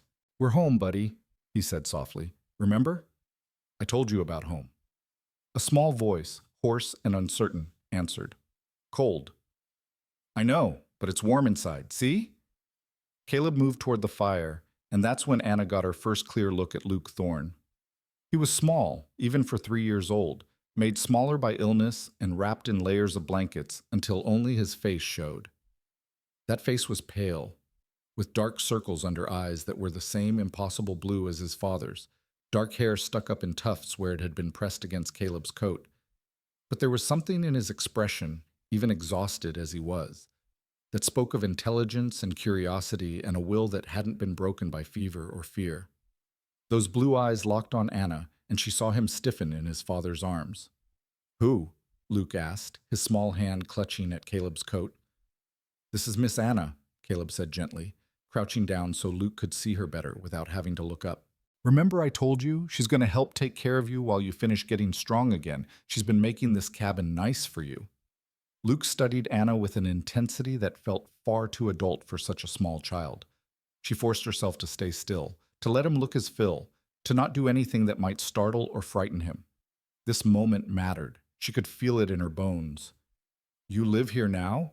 Luke's voice was quiet, rough from illness. Anna knelt down slowly, bringing herself to his eye level. "If that's all right with you. Your papa thought you might need someone to make good food and keep things warm while he works. But this is your home, Luke, yours and your papa's. I'm just here to help." Luke considered this gravely. Then, with the blunt honesty of small children everywhere, he asked, "Are you pretty?" The question hit Anna like a physical blow. She felt her face flush, felt the old shame rising. What could she say? That she was the woman men paid not to look at? That she'd worn a sack over her head because her face was considered that offensive? But before she could formulate any answer, Caleb spoke, his voice gentle but firm. "That's not a polite question, Luke. We don't ask people that." "Why not? Mama was pretty. Mrs. Weaver said so. She showed me the drawing." "Your mama was beautiful," Caleb agreed, "but that's not the most important thing about a person. Miss Anna is kind. That matters more than pretty." Luke turned back to Anna, those blue eyes measuring. "Are you kind?" This, at least, was a question she could try to answer honestly. "I try to be. I'm not perfect at it, but I promise I'll try my best with you. Is that enough?" Luke was quiet for a long moment. Then he nodded once, decisively, like a judge delivering a verdict. "Okay. Can I have food now? I'm hungry." The tension broke like a snapped thread. Caleb laughed, the sound rough with relief, and stood up with Luke still in his arms. "Let's get these blankets off you first, buddy. You're wrapped up like a mummy." Anna watched as Caleb carefully unwound the layers, revealing a thin child in clothes that hung loose on his small frame. Luke had lost weight during his illness. Too much weight for such a little body. But he stood on his own feet once Caleb set him down, swaying slightly but determined, and that determination sent a fierce surge of protectiveness through Anna's chest. "Stew's ready," she said, keeping her voice calm and normal. "And I made apple compote. It's sweet." "I like sweet things," Luke announced, then immediately started coughing, a wet, rattling sound that made Caleb's face tighten with worry. "Easy, son. Breathe slow." Caleb rubbed Luke's back until the coughing subsided. "Doctor said the cough might linger a while. Doesn't mean the fever's back, just means his lungs are still healing." Luke nodded, catching his breath, then spotted the rocking chair near the fire. "That's Mama's chair." "It was," Caleb said carefully. "Now it's just a chair. You want to sit in it while Miss Anna gets your food?" But Luke was already climbing up into the chair, his small body swallowed by it, his feet dangling well above the floor. He started to rock, the motion gentle and soothing, and closed his eyes. "Mama used to rock me when I was a baby. You told me that story." "I did. She loved rocking you." Caleb's voice was thick with emotion. He looked at Anna, and she saw the rawness in his face, grief and love and fear all tangled together. Anna moved quickly to serve the food, giving Caleb a moment to compose himself. She filled a small bowl with stew, made sure it wasn't too hot, added a piece of fresh bread broken into manageable chunks. The apple compote went into a separate, smaller bowl. When she brought it to Luke, he opened his eyes and looked at the food with an expression of wonder. "That's a lot," he said. "You don't have to eat it all. Just eat until you're full." Anna set the bowls on the small table. "Do you want to sit at the table or stay in the chair?" "Table. Papa says we eat at the table like civilized people." Luke climbed down from the rocking chair and went to the table, where Caleb was already pulling out a chair for him. The boy had to kneel on the chair to reach his food properly, but he managed it with the kind of determination that was clearly characteristic. Anna served Caleb and herself, and they all sat down to dinner as the last light faded from the sky and the fire crackled warm beside them. For a moment, nobody spoke. Luke was too focused on his food, eating with the single-minded intensity of a child who'd been denied solid food for too long. Caleb watched his son with naked relief on his face, and Anna felt something unfurl in her chest, something fragile and dangerous and almost like belonging. "This is real good, Miss Anna," Luke said suddenly, his mouth still half full of bread. "Better than Mrs. Weaver's." "Don't talk with your mouth full," Caleb corrected gently, but he was smiling. Luke swallowed dramatically. "Better than Mrs. Weaver's," he repeated. "She made everything mushy, said it was easier on sick tummies. But I'm not sick anymore." "You're getting better," Caleb corrected. "Still need to be careful. Still need to rest a lot." Luke's face scrunched up in displeasure. "Resting is boring." "Resting is how you stay alive long enough to do unboring things later." Caleb's tone was firm but warm. "Doctor's orders, remember? You promised you'd be good." "I'm being good right now. I'm eating vegetables." Luke pointed at a piece of carrot in his stew as if it were irrefutable evidence of his virtue. Anna found herself smiling despite her nerves. The boy was charming in that unconscious way children could be, saying exactly what he thought with no filter, no artifice. It was refreshing after months of dealing with adults who said one thing and meant another. After dinner, Caleb carried Luke to the rocking chair and wrapped him in a clean blanket while Anna cleaned up.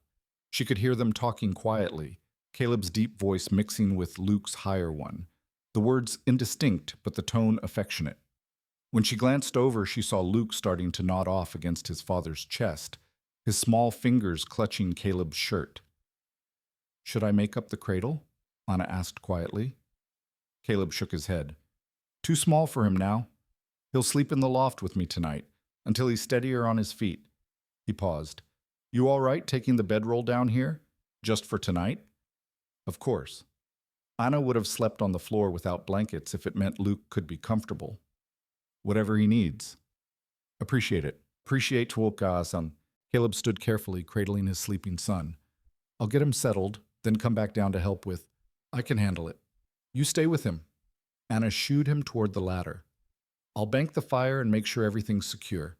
You just take care of your boy." Caleb looked at her for a long moment, something unreadable moving behind his eyes. Thank you, he said quietly, for today, for making this easy for him. For. He stopped, shook his head. Just thank you. He climbed the ladder with Luke secure in his arms, moving with practiced ease despite the awkward angle. Anna heard the soft sounds of settling, of Caleb's low voice murmuring something to his son, and then quiet. She finished cleaning up, moving through the cabin as silently as she could. The bedroll Caleb had mentioned was stored in the trunk near the hearth, thick wool blankets and a pallet that would be comfortable enough. She spread it out near the fire, close enough for warmth, but not so close she'd risk burning in her sleep. The cabin was peaceful in a way she'd never experienced. Outside, the wind moved through the pines with a sound like breathing. Inside, the fire popped and settled. Above, a small child slept safely in his father's arms. And Anna, for the first time in longer than she could remember, felt like she had a purpose that went beyond mere survival. She was needed here. Luke needed her cooking, her care. Caleb needed her help managing the household and his son. It wasn't love, wasn't family in any real sense, but it was close enough to matter, close enough to make her want to fight to keep it. Anna lay down on the bedroll and pulled the blankets up, watching the firelight dance across the log walls. Tomorrow would bring new challenges. Luke's recovery, establishing routines, figuring out how to navigate this strange new configuration of people sharing space. But tonight she could just rest in the knowledge that she'd passed some kind of test. Luke hadn't rejected her. Caleb hadn't regretted bringing her here. It was enough. She drifted towards sleep, listening to the comfortable sounds of the cabin, fire, wind, the slight creak of the loft as someone shifted position. Safe sounds. Home sounds. The next week settled into a rhythm that was sometimes smooth and sometimes chaotic, but always purposeful. Luke's presence transformed the cabin from a quiet, orderly space into something louder and messier and infinitely more alive. He was everywhere at once, it seemed, climbing, exploring, asking endless questions about everything he saw. Why is snow white? Why do chickens have feathers? Why can't I go outside without my coat? Why is the sky blue? Why do you talk different than Papa? Anna answered what she could and directed him to his father for the rest. She learned quickly that Luke was clever and curious and utterly without fear, which made him dangerous to himself in about 17 different ways. He tried to climb the ladder to the loft and fell off, earning a bruise and a stern lecture from Caleb. He attempted to pet Lucifer the demon chicken and nearly lost a finger. He decided to help with cooking and knocked over a pot of soup that thankfully had cooled enough not to scald him. Through it all, Anna found herself falling halfway in love with the impossible child. His resilience amazed her, barely a month removed from nearly dying, and he threw himself at life with complete commitment. His joy was infectious. His laughter, when it came, was the purest sound she'd ever heard. And watching Caleb with Luke revealed depths to the man she was only beginning to understand. Caleb was patient in a way that seemed almost supernatural, explaining things carefully, setting boundaries firmly but kindly, never raising his voice even when Luke pushed every limit he could find. The love between them was palpable, a force that filled the cabin and made Anna's chest ache with something that might have been envy or longing or simply recognition of what family could be. "You're good with him," Caleb said one evening after Luke had finally fallen asleep. They were sitting by the fire, Anna mending and Caleb cleaning his rifle, the domestic scene almost painfully normal. "He makes it easy. He's a wonderful child. He's a handful is what he is." But Caleb was smiling. "Wears me out completely. I don't know how Clara managed him as a baby. I could barely handle him with help." "Did you have help? After she died?" Caleb was quiet for a moment, his hands stilling on the rifle. "Some. Mrs. Weaver came up for the first few months, taught me the basics. How to change him, feed him, get him to sleep. But mostly it was just me and Luke figuring it out together." He resumed cleaning, his movements methodical. "Made a lot of mistakes. Still do. But he's alive and mostly happy, so I figure I haven't completely failed." "You haven't failed at all. He adores you." "Feelings mutual." Caleb looked up at the loft where his son slept. "That month he was gone. I kept coming back here to an empty cabin, and it was like the fever had taken me too. Like I was dead and just hadn't realized it yet. Having him back, having the place full of noise and mess and life again." He trailed off, shook his head. Makes me realize how close I came to losing everything that matters. Anna set down her mending, choosing her words carefully. Can I ask you something? Can't promise I'll answer, but you can ask. Why did you really buy my contract? I don't mean the practical reasons, needing help with Luke. I mean the real reason. You could have hired someone from town, someone without a sack on their head, someone who wouldn't have been a risk. Caleb was silent for so long Anna thought he wouldn't answer. Then he set the rifle aside and leaned back in his chair, his eyes fixed on the fire. You want the truth? Please. I saw them. The men at that trading post. Saw how they looked at you, or didn't look at you. Like you weren't human, like you were garbage that was cluttering up their view. His voice went hard. And I saw Garrett calculating how to cut his losses. And I thought about Clara, about how she'd look at me if I walked away and left you there. About what kind of man just stands by and watches cruelty happen because it's not his problem. He turned to look at Anna directly, and the intensity in his blue eyes made her breath catch. You asked me once what I understood about being powerless. I understand plenty. After Clara died, people in town looked at me different. Poor Caleb Thorne can't even keep a wife alive. Poor Caleb Thorne probably killed her with his selfishness, dragging her up to that mountain. Poor Caleb Thorne alone with a newborn, making a mess of everything. They didn't say it to my face, but I heard the whispers, felt the judgment, knew they were just waiting for me to fail, to prove them right. But you didn't fail. Didn't I? My wife is dead. My son nearly died. I'm living alone on a mountain because I can't stomach being around people who think they know my life better than I do. Caleb's jaw tightened. So yeah, when I saw you standing in that mud with a sack on your head, treated like you weren't worth basic human dignity, I understood. And I couldn't walk away. $50 seemed like a small price to pay to stop that particular cruelty. Anna felt tears prick her eyes. That's the kindest thing anyone has ever done for me. You know that? It's not kind. It's just decent. Or it should be decent. World's gone to hell if basic decency counts as extraordinary kindness. They sat in silence after that, the fire crackling between them, the weight of shared understanding settling like snow. Outside, an owl called, long, lonely notes that echoed through the darkness. Inside, the cabin was warm and safe, and filled with the presence of three people who were learning, slowly and imperfectly, how to be something like a family. The days grew shorter as winter deepened its hold. Snow fell almost daily, building up until the cabin windows were half buried and the world outside became a white, pristine wilderness that was beautiful and deadly in equal measure. Caleb made regular trips to check the trap lines and hunt for fresh meat, always returning before dark, always careful never to leave Anna and Luke alone for too long. Luke grew stronger week by week. His cough faded.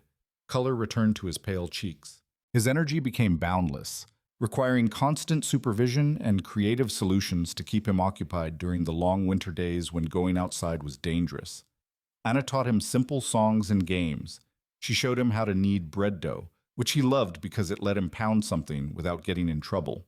She told him stories, modified fairy tales with the scary parts removed, stories about brave children and kind animals and happy endings that she desperately wanted to believe in.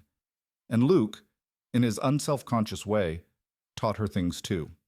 He taught her how to laugh without guilt, how to play without worrying about judgment, how to exist in the moment without constantly calculating her worth or anticipating punishment. You're smiling more, Caleb observed one afternoon while Luke napped and they worked side by side preparing dinner. I noticed. Anna touched her face self-consciously. I suppose I am. Is that all right? More than all right. Suits you. Makes you look... He stopped abruptly, his ears reddening slightly. Makes me look what? Nothing. Never mind. How's that stew coming? But Anna had seen something flicker across his face, something that made her pulse quicken in a way that was entirely inappropriate for a woman in her position. She was here to work, to care for Luke, to be useful. Nothing more. Getting ideas above her station would only lead to heartbreak. Still, she caught herself noticing things. The way Caleb's eyes crinkled when he smiled at his son. The strength in his hands when he chopped wood. The patience in his voice when he explained things. The way he always made sure she ate enough, stayed warm enough, had everything she needed. The way he looked at her sometimes when he thought she wasn't watching, like he was trying to figure out a complicated puzzle and wasn't sure if the pieces would fit. It was dangerous, this noticing, dangerous to let herself think it might mean something. But the heart, Anna was discovering, didn't always listen to practical warnings. One evening, as they sat by the fire after Luke had gone to sleep, Caleb spoke suddenly. Spring will come eventually. Few more months. Trails will be passable again. Anna's hand stilled on the sock she was darning. Yes, I suppose they will.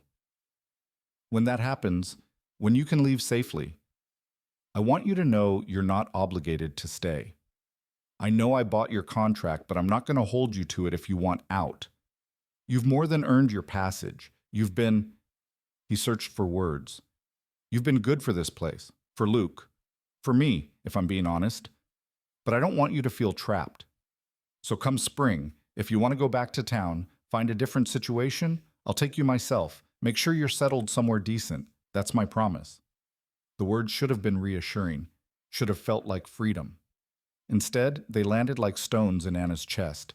He was giving her permission to leave, which meant he'd been thinking about her leaving, which meant this, whatever this was, had an expiration date that he'd already marked on some internal calendar.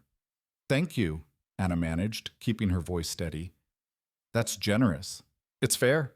You deserve fair. But Anna didn't want fair. She wanted... God, what did she want? To stay in this cabin forever? To keep playing house with a man and child who weren't hers?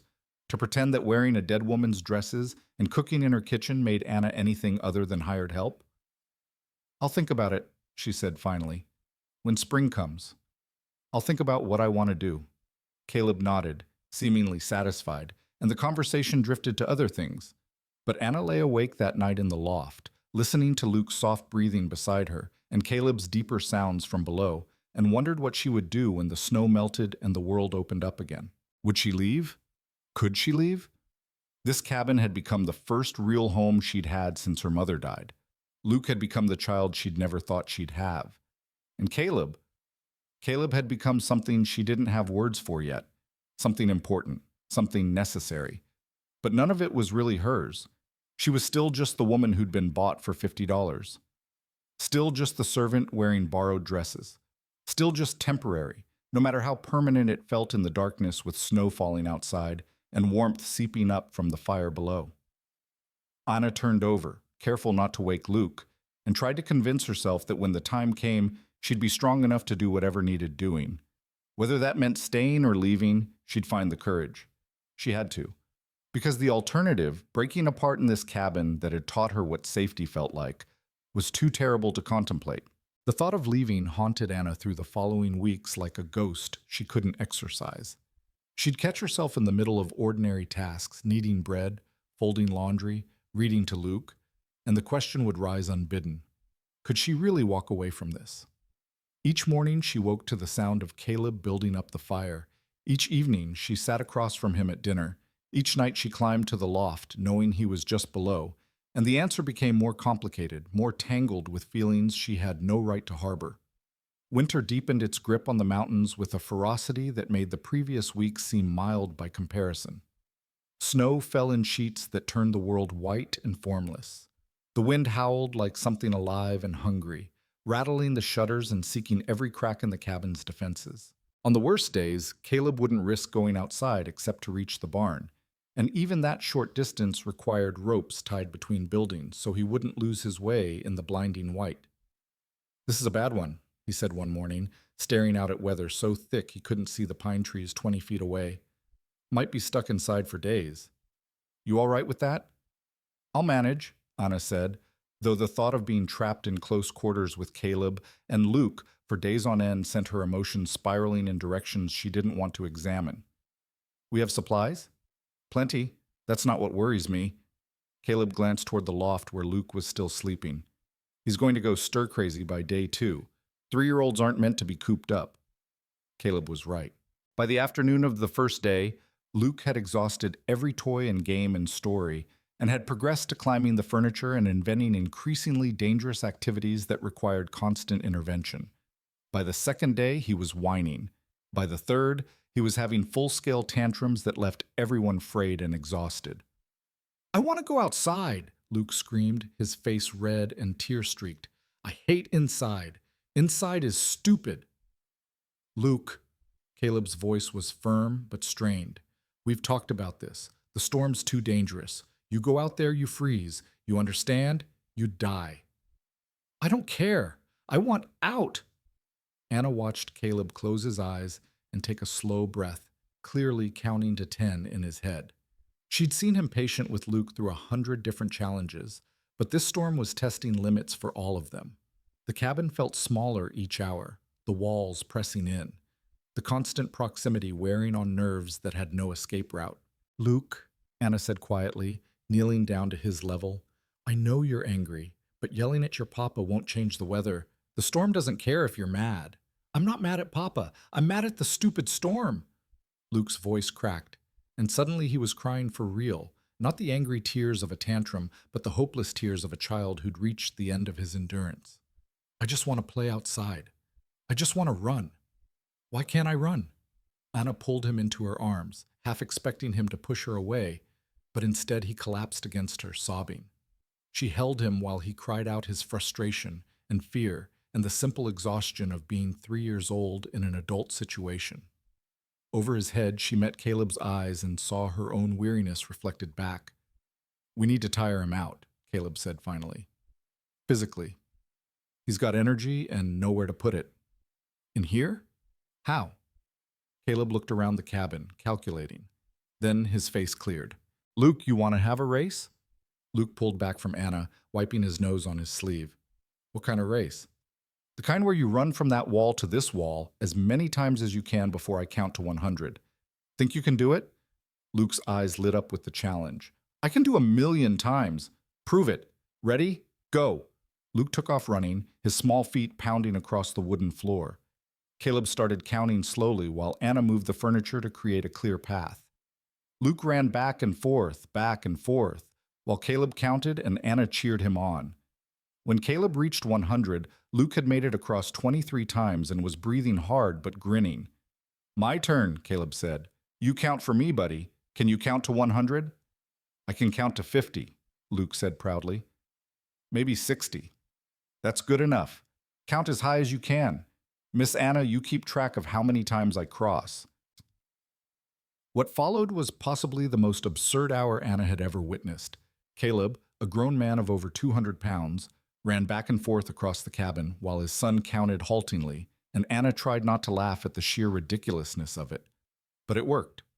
By the time Caleb finished, 31 crossings and Luke's very slow count to 57, both father and son were exhausted and happy. "Your turn, Miss Anna," Luke announced. "You have to race too."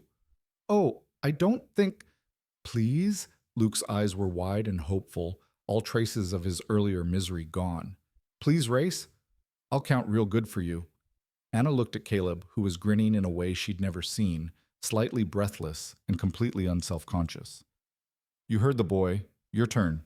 So Anna found herself hitching up Clara's blue dress and running back and forth across the cabin floor while Luke counted and Caleb called encouragement. And somewhere in the middle of it, she started laughing, really laughing, the kind that came from deep in the belly and couldn't be stopped. She couldn't remember the last time she'd laughed like that. Couldn't remember the last time she'd done something purely for joy, with no purpose except the doing of it. When Luke's counting dissolved into giggles and Anna collapsed on the floor, completely winded, Caleb sat down beside her and they both just breathed, grinning like fools while Luke danced around them celebrating his successful counting. "That was the stupidest thing I've ever done," Anna gasped. "Probably the stupidest thing I've done today," Caleb agreed. "But it worked. Look at him." Luke's energy was finally draining. The combination of crying, counting, and excitement had used up his reserves. Within an hour, he was asleep in the rocking chair, curled up like a cat, his face peaceful. "Thank God," Caleb muttered, slumping in his chair by the fire. "I love that kid more than life itself, but 3 days trapped inside with him is aging me about 10 years. He's just being a child, a healthy child, which is what you wanted." Anna was making tea, something to warm them both after the exertion. "You're doing well with him, Caleb. Better than well." Some days I'm not so sure. Some days I feel like I'm barely keeping my head above water. He accepted the tea she offered with a grateful nod. Makes me wonder what Clara would think. If she'd be proud or disappointed. She'd be proud. How could she not be? You kept him alive. You kept him loved. That's everything.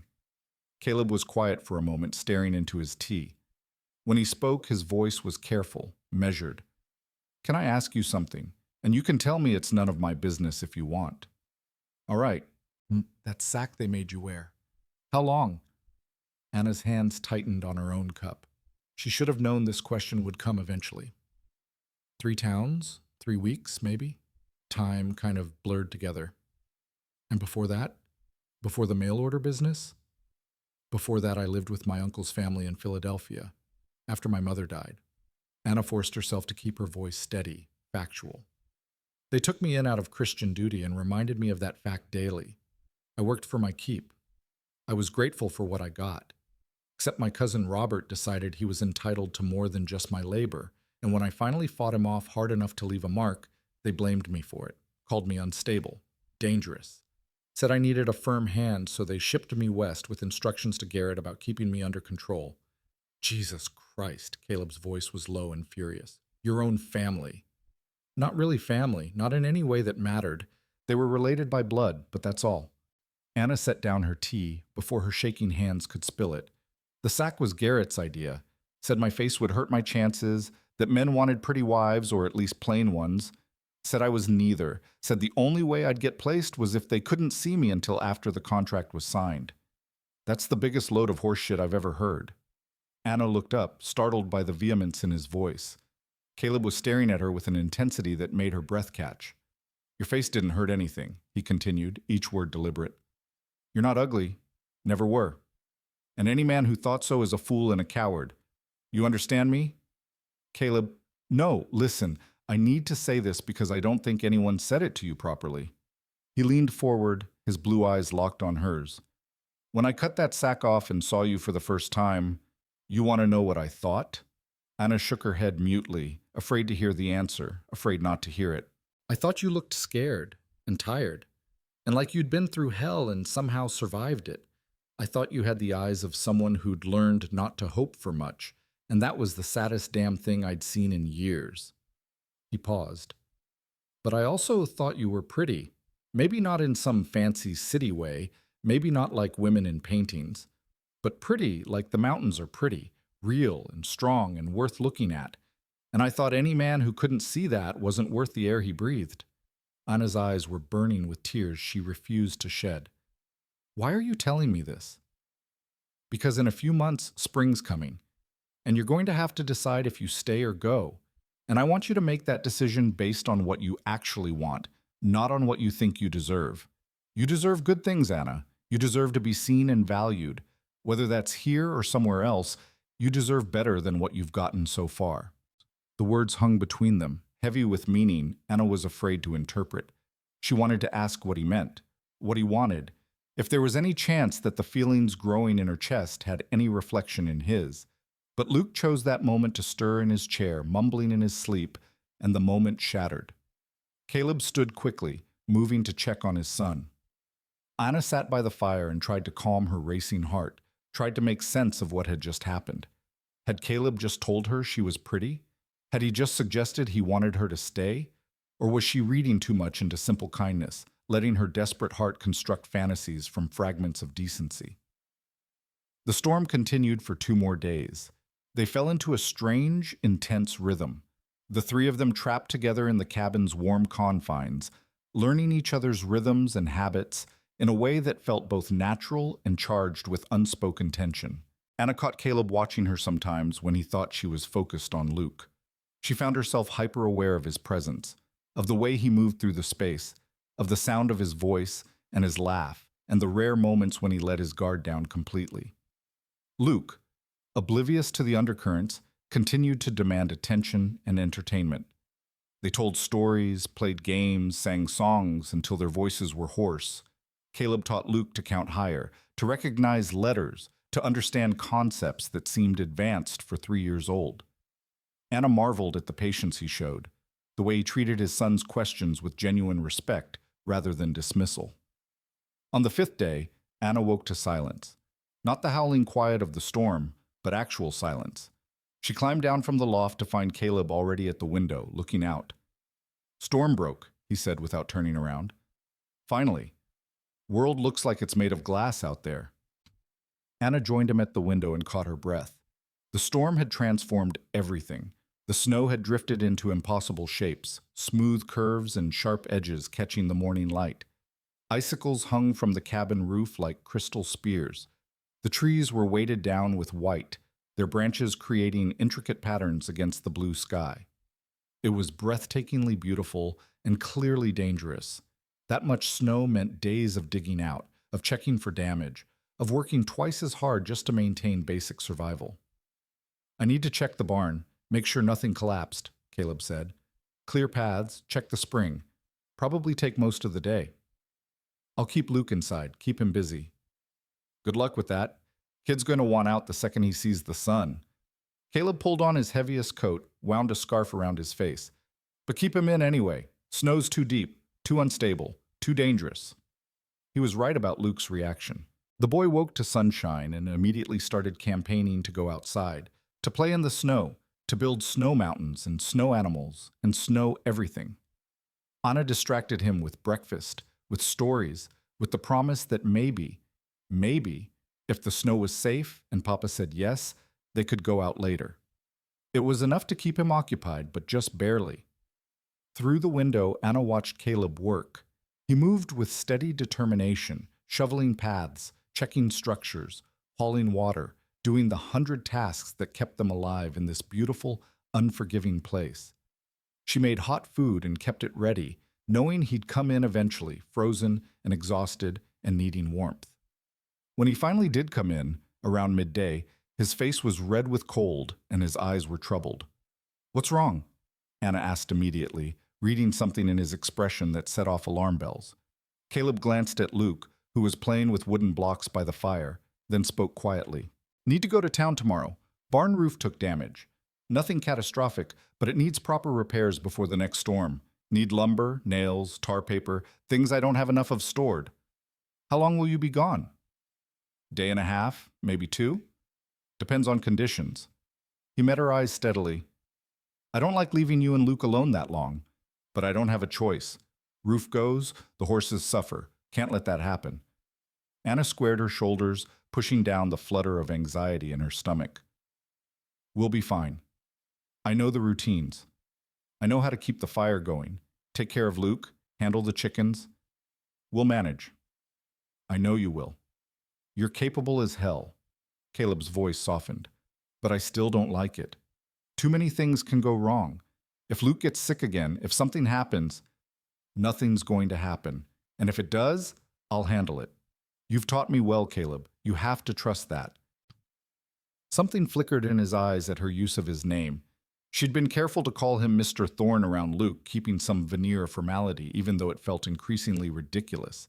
But this was important. He needed to hear that she was strong enough, capable enough, worthy of his trust. "I do trust you," he said finally. "With Luke. With everything. If I didn't, I couldn't leave. You know that, right?" The weight of those words settled over Anna like a blanket. He trusted her with his son, with his home, with everything that mattered to him. It was a gift she hadn't known she needed, validation she'd been starving for since her mother died. "I won't let you down," she promised. Caleb left before dawn the next morning, while Luke was still sleeping. Anna stood at the door and watched him ride away on Smoke, the pack horse trailing behind, and felt the weight of responsibility settle fully onto her shoulders. For the next 2 days, she was in charge. She was the one who had to keep things running, keep Luke safe, keep the careful systems Caleb had built from falling apart. The first day went smoothly enough. Luke was unusually cooperative, perhaps sensing that his father's absence required better behavior. They fell into their routines: breakfast, chores, play, lunch, quiet time, more play, dinner, bedtime stories. Anna kept the fire burning, checked the water trough for ice, fed the chickens while Luke watched from the cabin window. Everything that needed doing got done.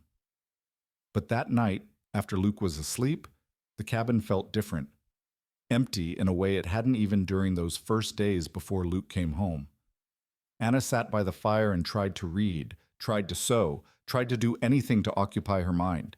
But all she could think about was Caleb riding through the dark, navigating dangerous trails, dealing with townfolk who'd judged him and found him wanting. All she could think about was what would happen if he didn't come back, if something went wrong, if she was left here alone with a 3-year-old child and winter still months from ending. She'd have to go back to town, would have to throw herself on someone's mercy, probably end up as a servant in some household even less welcoming than her uncle's. And Luke, God, what would happen to Luke? He'd be orphaned, left to the care of whoever would take him. The thought made her physically ill. Anna forced herself to breathe, to think rationally. Caleb was fine. He'd made this journey hundreds of times. He knew these mountains better than anyone. He'd be back tomorrow, maybe the next day, and everything would go back to normal. This anxiety was irrational, born of too much time alone with her thoughts, and too much invested in a situation that had never been promised as permanent. She went to bed but couldn't sleep, lying in the dark and listening to Luke's soft breathing and the cabin's settling sounds and feeling more alone than she had in months. The second day was harder.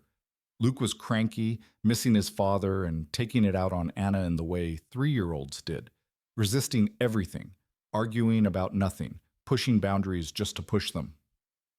By mid-afternoon, Anna's patience was wearing thin. When Luke threw his lunch on the floor because he'd decided he didn't like carrots he'd eaten happily the day before, something in her snapped. Luke Thorne, you pick that up right now. No, I don't want carrots. Carrots are yucky. They weren't yucky yesterday. Pick them up. Make me! Anna took a deep breath, counted to 5, and knelt down to his level. Luke, I know you miss your papa. I know you're upset, but throwing food on the floor doesn't bring him back faster. It just makes a mess. Now you can pick it up and we can have a nice afternoon, or you can pick it up and go sit in the corner for thinking time.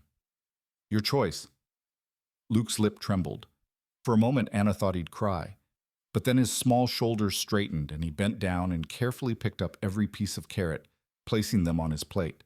When he was done, he looked up at her with eyes that were too old for his face. Is Papa coming back? The question hit Anna like a punch to the gut. Of course he is. He promised, didn't he? Your Papa always keeps his promises. Mama promised too. She said she'd always be here. But she's not.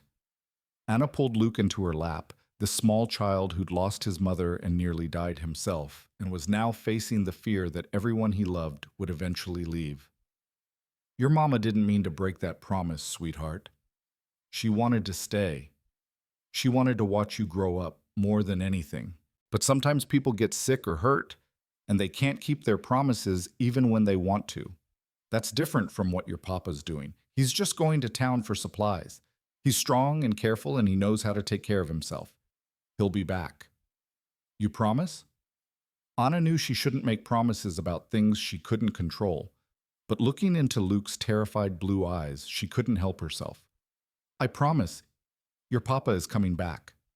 Luke nodded and relaxed against her, and they sat like that for a long time, holding each other while the afternoon light faded and the cabin grew colder. Anna added wood to the fire one-handed, unwilling to let go of the small, warm weight of the child who'd somehow become hers in all the ways that mattered. When evening came with still no sign of Caleb, Anna made dinner and tried not to let Luke see her worry.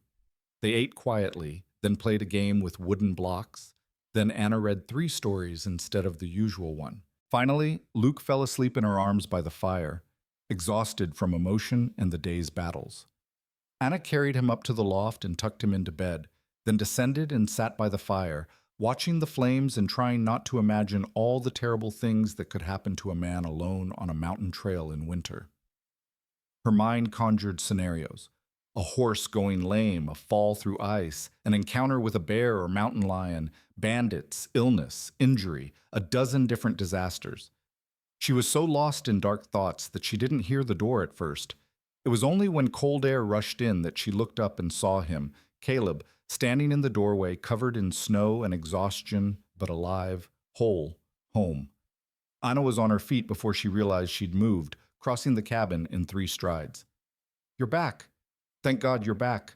I was so worried. Luke was asking if you'd come back, and I didn't know what to say, and she stopped abruptly, realizing she'd grabbed the front of Caleb's coat and was practically shaking him, all pretense of calm competence abandoned in the flood of relief. She tried to step back, to compose herself, but Caleb's hands came up to her shoulders, holding her steady. Hey, easy. I'm fine. Everything's fine, just took longer than expected. Had to wait for the sawmill to open, then the trail was worse than I thought. But I'm here now, we're all here. His voice was gentle, the kind of gentle you'd use with a spooked animal or a frightened child. Anna realized she was crying, tears streaming down her face without permission. I'm sorry. I don't know why I just thought, I know. I'm sorry I worried you. Caleb pulled her forward just slightly, just enough that her forehead rested against his chest. She could feel his heartbeat through all the layers of clothing, steady and strong and real. You did good, Anna. Taking care of Luke, keeping everything running. You did real good. They stood like that for a long moment, Anna crying quietly against Caleb's chest while he held her shoulders and let her fall apart. It wasn't romantic, wasn't anything but two people who'd been through something difficult and survived. But it mattered. It mattered more than Anna had words for. Finally, she pulled back, wiping her eyes roughly. I'm sorry, that was inappropriate. I shouldn't have... Stop apologizing. You were scared. That's human. Nothing wrong with it. Caleb shrugged out of his coat, hanging it by the door. Luke asleep? Yes. He was worried about you too. Asked if you were coming back. Something pained crossed Caleb's face. Poor kid. He's had too much loss already. Shouldn't have to worry about losing his father too. I told him you always keep your promises. Good. That's good. Caleb moved to the fire, warming his hands. I got everything I need for the barn. Should have it repaired in a few days. Also picked up some things in town, cloth for a dress for you if you want to make one, and candy for Luke, and coffee because we were running low. You didn't have to. I wanted to. You're part of this household now, Anna. You get to have things too. He looked at her directly, his blue eyes serious. And speaking of that, I need to tell you something while I was in town. Anna's heart started pounding. What? Ran into Garrett. He asked about you, how you were working out. I told him fine, more than fine. Then he said something about how the contract was for a year minimum, and after that we'd have to renegotiate terms if I wanted to extend. Caleb's jaw tightened. So I bought it outright. The full contract, all remaining time, any extensions, paid him what he asked and got the papers signed proper. You're not his anymore. Not anyone's but your own. Anna stared at him, trying to process what he was saying. You bought out my contract? I did. Because the thought of that bastard having any say in your life made me want to put my fist through a wall. And because I wanted you to know, when you decide about staying or leaving come spring, it's entirely your choice. No one owns you. No one has claims on you. You're free, Anna. Completely free. The words were everything she'd ever wanted to hear, and somehow the most terrifying thing imaginable. Because freedom meant choice, and choice meant risk. She could leave, could walk away come spring and start over somewhere new, owing nothing to anyone.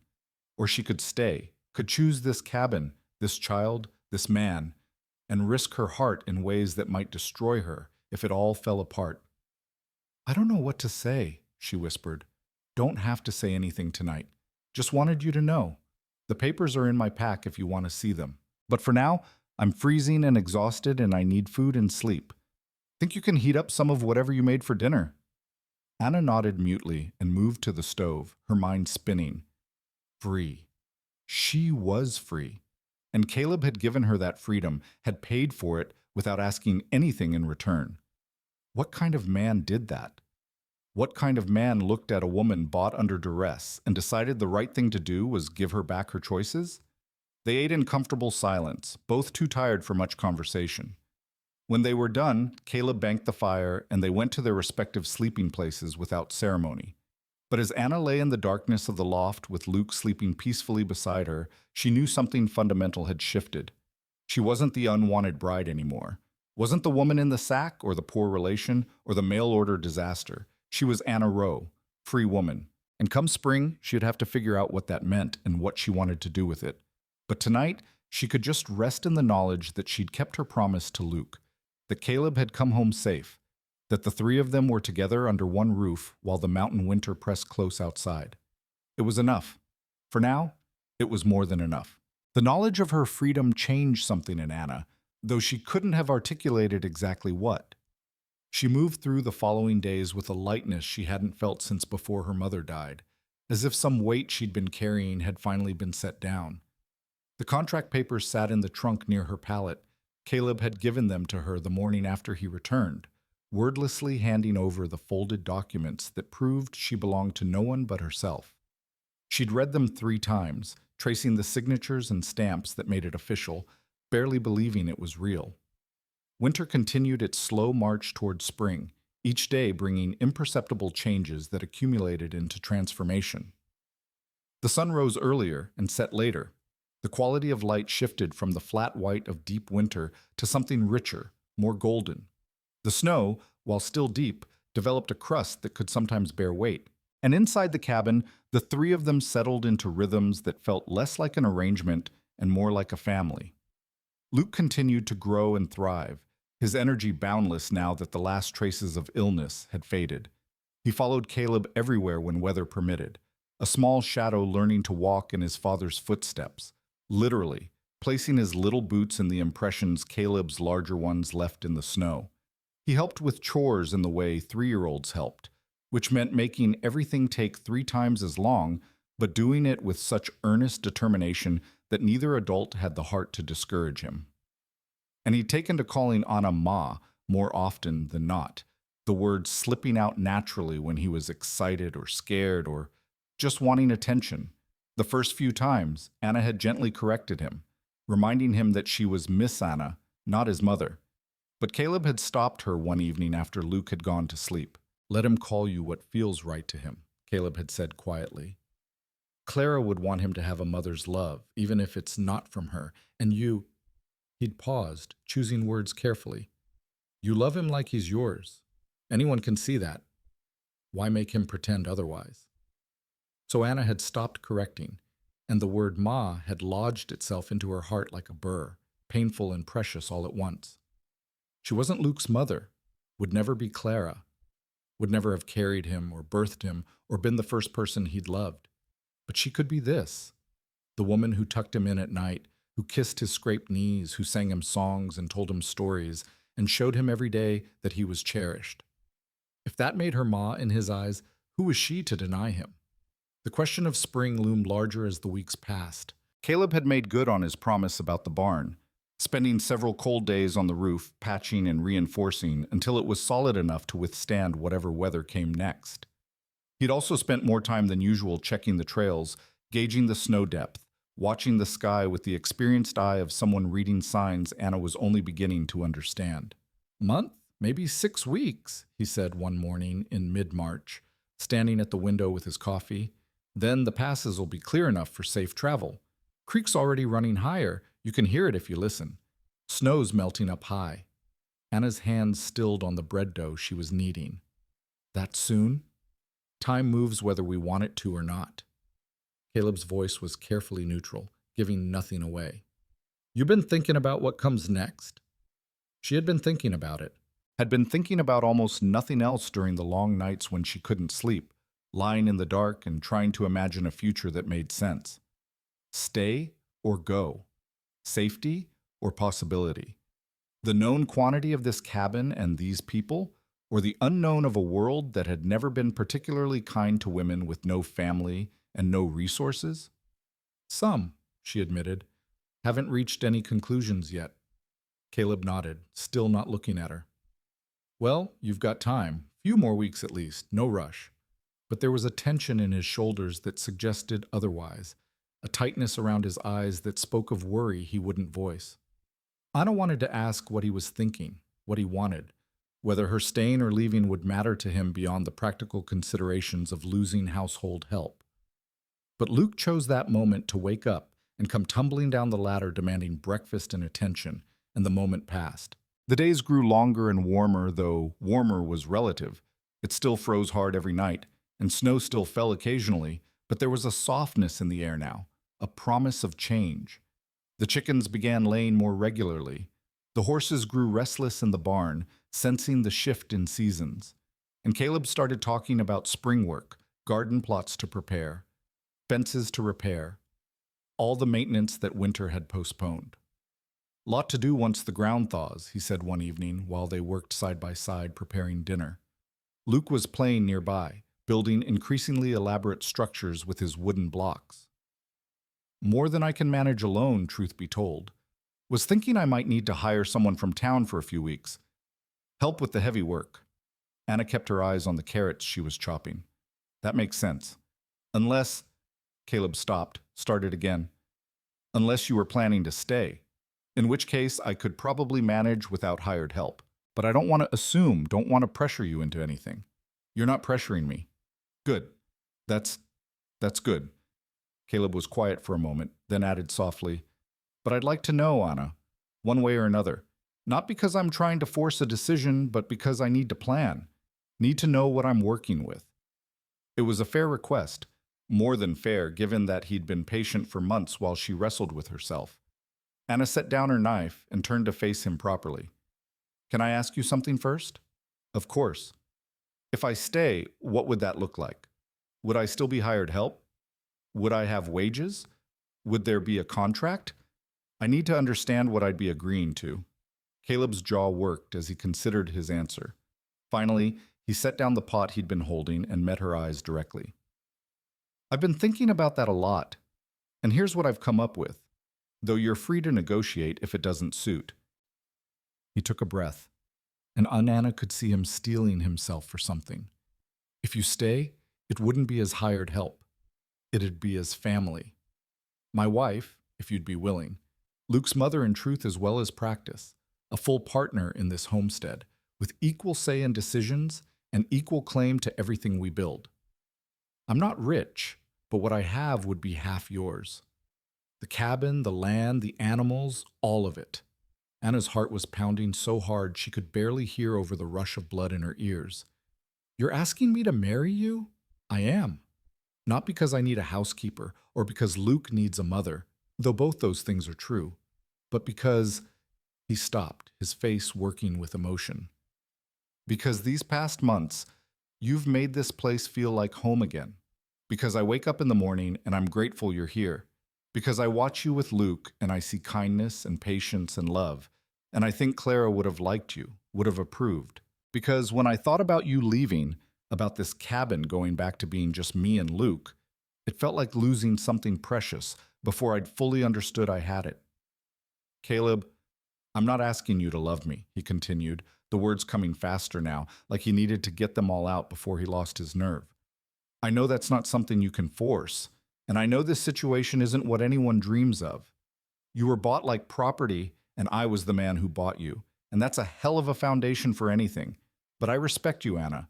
I admire you, and I hope that over time, maybe we could build something good together, something real. Anna realized she was crying, tears streaming down her face while Luke played obliviously a few feet away. You said you weren't asking me to love you. I'm not. I wouldn't presume, but what if I already do? The words burst out before Anna could stop them, raw and honest and terrifying. What if I've been half in love with you since that first night when you told me I deserved better? What if every day I've spent here has made it worse until I can't imagine being anywhere else? With anyone else? What if the thought of leaving makes me feel like I'm being torn in half? Caleb stared at her, his blue eyes wide with something that looked like wonder. Anna, I'm not Clara, she said, needing him to understand. I'll never be her. I can't replace her or be what she was to you. But I can be myself. I can love you as I am and love Luke with everything I have and try my best to be a good wife and partner and mother. If that's enough, if I'm enough, then yes. Yes, I'll marry you. Yes, I'll stay. For a moment, Caleb didn't move.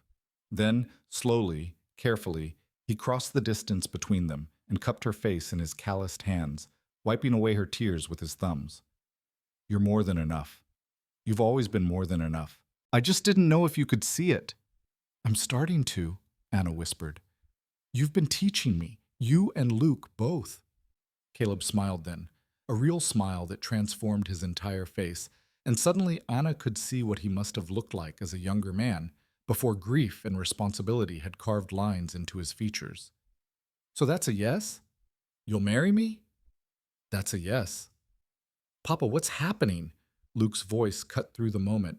He'd abandoned his blocks and was staring at them with wide, curious eyes. Why is Miss Anna crying? Are you being mean to her? Caleb laughed, the sound slightly shaky. No, buddy, opposite of mean. I just asked Miss Anna if she'd like to stay with us forever, be part of our family. What do you think about that? Luke's face lit up like the sun breaking through clouds. Forever? She'd be here forever? If she wants to be, if that's all right with you. Luke launched himself at Anna, wrapping his small arms around her legs with enough force to nearly knock her over. Yes, yes, yes, yes, stay forever, Ma. Please stay forever. Anna picked him up, this child who'd somehow claimed her heart, and held him close while he squeezed her neck and chattered excitedly about all the things they'd do together, all the adventures they'd have, all the ways their life would be perfect now that she was staying. Over his head, her eyes met Caleb's, and the look that passed between them needed no words. This was real. This was happening. This strange, unexpected family that had formed from desperation and necessity was choosing to become permanent. That evening, after Luke had finally fallen asleep, exhausted from the excitement of the day, Caleb and Anna sat by the fire and talked about practicalities. When to marry, how to manage the announcement in town, what changes might need to be made to the cabin. But underneath the practical discussions ran a current of something deeper, a tentative exploration of what their life together might actually look like. I need you to know, Caleb said at one point, his voice serious, that I'm not expecting, that is, I understand if you need time before. He stopped, clearly struggling. The marriage bed. I won't force anything. We can take that slow as you need. Anna felt her face flush, but she appreciated his consideration. Thank you. I don't have experience with, neither do I, much. Clara was my first and only, and it was good between us, but it took time to learn each other. I'm willing to take that time with you too. No pressure.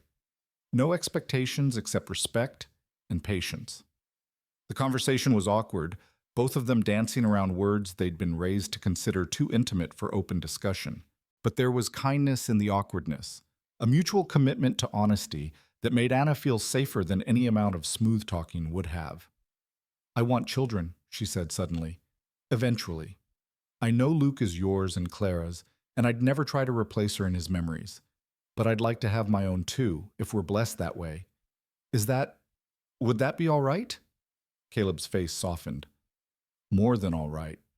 I'd love to have more children, give Luke siblings, fill this cabin with noise and chaos. He paused. But I won't lie, childbirth scares me. What happened with Clara, I know, and I can't promise it won't be dangerous. But women have babies every day and survive. We'll be careful. We'll have the doctor. We'll do everything right. Anna reached across the space between their chairs and took his hand, lacing her fingers through his. We'll face it together, like everything else. Caleb squeezed her hand, his grip warm and strong. Together, I like the sound of that. They sat in comfortable silence for a while, hands linked, watching the fire burn down. Finally, Caleb spoke again. There's something else I need to tell you, about Clara. Anna tensed slightly but nodded. All right. I loved her deeply. And I still do in a way. You can't just stop loving someone because they're gone. She'll always be part of me, part of Luke, part of this cabin. He turned to look at Anna directly. But what I feel for you, it's not less because I loved her first. It's not a betrayal of her memory. It's just different, new, its own thing. And I need you to know that you're not a replacement or a consolation prize. You're Anna. And that's who I want. That's who I choose. The words broke something open in Anna's chest, some last defense she'd been holding on to. Thank you, she whispered. Thank you for saying that. Thank you for believing it. They made plans to marry in April, once the trails were fully passable, and they could make the journey to Helena for a proper ceremony. Caleb wanted it official, wanted papers filed with the territorial clerk, wanted no ambiguity about Anna's status as his wife and Luke's mother. He also wanted witnesses beyond just themselves, wanted the community to acknowledge what they were building. Might get some talk, he warned. Mail-order bride marrying the man who bought her. Some folks will have opinions. Let them talk. I've survived worse than gossip. That you have. Caleb smiled at her, and Anna felt warmth bloom in her chest. That you definitely have. The weeks that followed were strange and sweet, a period of adjustment as they shifted from their old dynamic to something new. They were more physically affectionate now. Nothing scandalous, but small touches in passing, hands that lingered when reaching for the same object. A casual kiss dropped on Anna's head when Caleb passed her chair. Luke noticed and seemed delighted by it, often demanding that they both kiss him goodnight, one on each cheek, before he'd consent to sleep. Anna also began wearing the green dress she'd found at the bottom of Clara's trunk, the fine one with the lace collar. When she'd asked Caleb if it was appropriate, he'd looked at her for a long moment before nodding. Clara would want you to wear it. She'd want her things used, not moldering in a trunk. And besides, he'd smiled slightly. You look beautiful in it. Seems a shame to waste it. The compliment had made Anna's heart race, and she'd worn the dress to dinner that night, feeling almost pretty for the first time in her life. As April approached, Caleb made another trip to town, this time with Anna and Luke accompanying him. It was Luke's first journey down the mountain since his illness, and he was beside himself with excitement, chattering endlessly about all the things he'd see and do. Anna was more nervous, knowing this would be her first time facing Helena as Caleb's intended, rather than as the desperate woman in a sack. The journey took most of the day, the trails still muddy and difficult despite the warming weather. But when Helena finally came into view, sprawling and rough and alive with spring activity, Anna felt a strange sense of completion. She'd arrived here broken and terrified and hidden. She was returning whole, chosen, and free. They stayed with the Weavers who'd cared for Luke during his illness and who greeted Anna with warmth that seemed genuine. Mrs. Weaver was a plump, kind woman with intelligent eyes who took one look at Anna and Caleb together and smiled knowingly. "About time, Caleb Thorne," she said, pulling Anna into an unexpected hug. "That cabin needed a woman's touch and that boy needed a mother. You're good for them. I could tell just from how you're standing together." The wedding was held 2 days later in the small church on the edge of town. It was a modest affair, the Weavers as witnesses, a handful of Caleb's acquaintances, the doctor who'd saved Luke's life, and a few curious townspeople who'd heard about the mountain man finally remarrying. Anna wore the green dress and wildflowers in her hair that Luke had insisted on picking himself. Caleb wore his best clothes, brushed clean and pressed, looking uncomfortable but determined. The ceremony itself was simple. The preacher kept it short, perhaps sensing that Caleb wasn't one for flowery speeches or excessive sentiment. Anna repeated the vows in a voice that shook only slightly, promising to love and honor and cherish, meaning every word with an intensity that surprised her. When Caleb slipped a simple gold band onto her finger, Clara's ring, he'd told her privately, offered not as a replacement but as a continuity, a way of honoring both women. Anna felt something click into place deep in her soul. She was married. She was Anna Thorne now, with a husband and a son and a home and a future that belonged to her. When the preacher told Caleb he could kiss his bride, Caleb had leaned in carefully, giving Anna time to pull back if she wanted. But she didn't want to. She met him halfway, and their first kiss as husband and wife was gentle and tentative and full of promise. Luke, standing between them, had cheered loudly enough to make the congregation laugh, breaking the solemnity of the moment in the best possible way.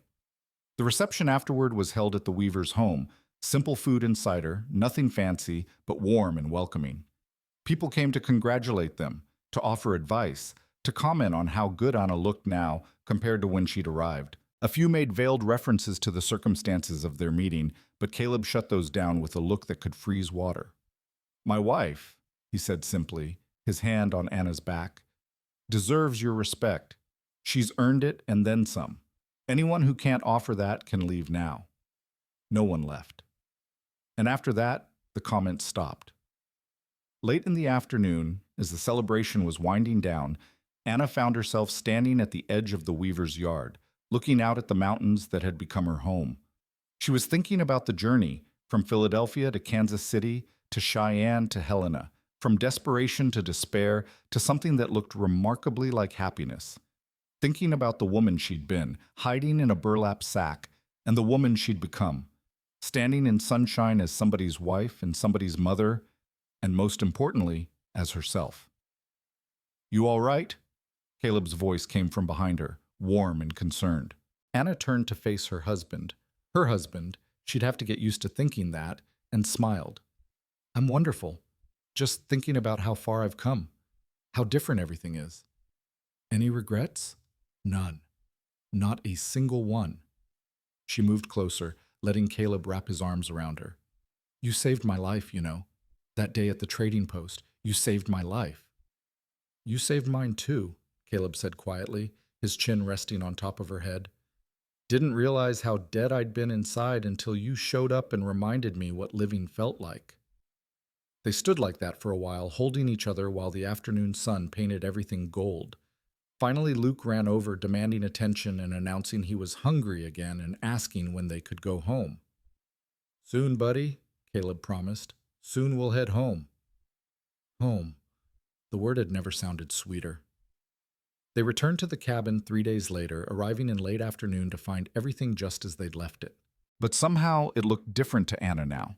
Not just Caleb's cabin that she lived in, but their home that they shared. She walked through the familiar space with new eyes, already planning small changes, already thinking about the garden she'd plant, the curtains she'd make, the life they'd build within these log walls. That night, after Luke was tucked into bed and the cabin was quiet, Anna and Caleb lay together in the loft for the first time as husband and wife. They were both nervous, both uncertain, but also committed to figuring it out together. What happened between them that night was tender and awkward and sweet, a beginning rather than a perfection, and when it was over, they held each other and talked in whispers about the future. "Thank you," Anna said at one point, her head on Caleb's shoulder, "for choosing me, for seeing something worth choosing." "Thank you for staying," Caleb replied, his fingers tracing patterns on her arm, "for taking a chance on a stubborn mountain man and his impossible child." "Our impossible child," Anna corrected gently. "He's ours now." "Ours," Caleb agreed, and Anna could hear the smile in his voice. The months that followed were full of work and growth, and the slow deepening of love that came from choosing each other every day. They planted a garden together, turning the soil and arguing amiably about where each vegetable should go. They repaired fences and maintained equipment and did all the endless tasks that kept a homestead functioning. They raised Luke together, navigating the challenges of parenting as a team, learning each other's strengths and weaknesses, and finding ways to complement each other. And slowly, carefully, they built a marriage that was uniquely theirs, not what Caleb had with Clara, not what Anna had dreamed of as a girl, but something real and solid and good. They fought occasionally, both too stubborn for complete harmony, but they learned to fight fair and forgive quickly. They laughed often, finding joy in small things and in each other. They made love with increasing confidence and comfort, learning each other's bodies and preferences, building intimacy one night at a time. By summer, Anna knew she was pregnant. She told Caleb on a warm evening while they sat on the cabin's small porch watching the sunset, and the look of joy mixed with terror on his face made her laugh and cry simultaneously. "We'll be careful," she promised, taking his hand and placing it on her still flat stomach. "I'll do everything right. The doctor will come. We'll prepare. It'll be all right." "I'm going to worry every damn day until this baby's here safe," Caleb said, his voice rough. "Fair warning." "I know, and I love you for it." "Love you too," Caleb said, the words still coming with slight difficulty. He'd been alone so long, had guarded his heart so carefully, that vulnerability didn't come easily. But he was trying. They both were. The baby came in late winter, a daughter with dark hair and Anna's gray eyes and lungs that announced her displeasure at the cold mountain air with impressive volume. The birth was long and difficult, and there were moments when Caleb's face went white with remembered fear. But Anna was strong, and the doctor was skilled, and when it was over, they had a healthy, furious baby girl and a mother who was exhausted but alive. They named her Clara Rose Thorne, honoring both the woman who'd come before and the new life they were building. Luke was enchanted with his baby sister, wanting to hold her constantly and bring her rocks and flowers and various treasures he deemed worthy of her attention. "Ma, she's so small," he whispered, holding her carefully with Anna's help. "Was I this small?" "Even smaller," Anna told him. "You were tiny when you were born. Your papa could hold you in one hand." "Did my first mama love me?" The question, asked with 4-year-old directness, made both Anna and Caleb freeze. They'd talked about this, about how to handle questions about Clara, about how to honor her memory while building their new family. But theory was different than practice. "She loved you more than anything in the world," Anna said carefully. "She wanted you so badly, and when you were born, she was so happy. She would have stayed with you forever if she could have. But sometimes people get sick and have to leave, even when they don't want to. That doesn't mean they stop loving you. Your first mama loves you still, wherever she is. And I love you too. You have 2 mamas who love you, one in heaven and one right here. That makes you pretty lucky." Luke considered this gravely, then nodded. "I am lucky. And now Rose has 2 mamas too, if you count the heaven one." "That's right." "Good. Everyone should have lots of people who love them." Out of the mouths of babes, Anna thought, meeting Caleb's eyes over their children's heads and seeing tears there that matched her own. The years that followed were full and rich and sometimes hard, but always purposeful. They had another child, a son they named William after Anna's father, who died when she was small. They expanded the cabin, adding a room for the growing family. They became fixtures in Helena's community, not exactly town people, but respected members who came down the mountain for church and supplies and the occasional social gathering. People still talked sometimes about how they'd met, about the mail-order bride and the mountain man who'd bought her, but the talk had lost its edge, had become just part of their story rather than a scandal. And when people looked at Anna and Caleb together, looked at the way they moved in sync, the way they communicated without words, the way they'd built something solid from unpromising beginnings, most just saw a couple who'd figured out how to love each other well. Luke grew into a clever, kind boy who adored his younger siblings and showed early talent for working with wood and machinery. Rose turned out to be fearless and strong-willed, already showing signs of being able to wrap her father around her little finger. William was quiet and thoughtful, happiest with a book or watching the world with curious eyes.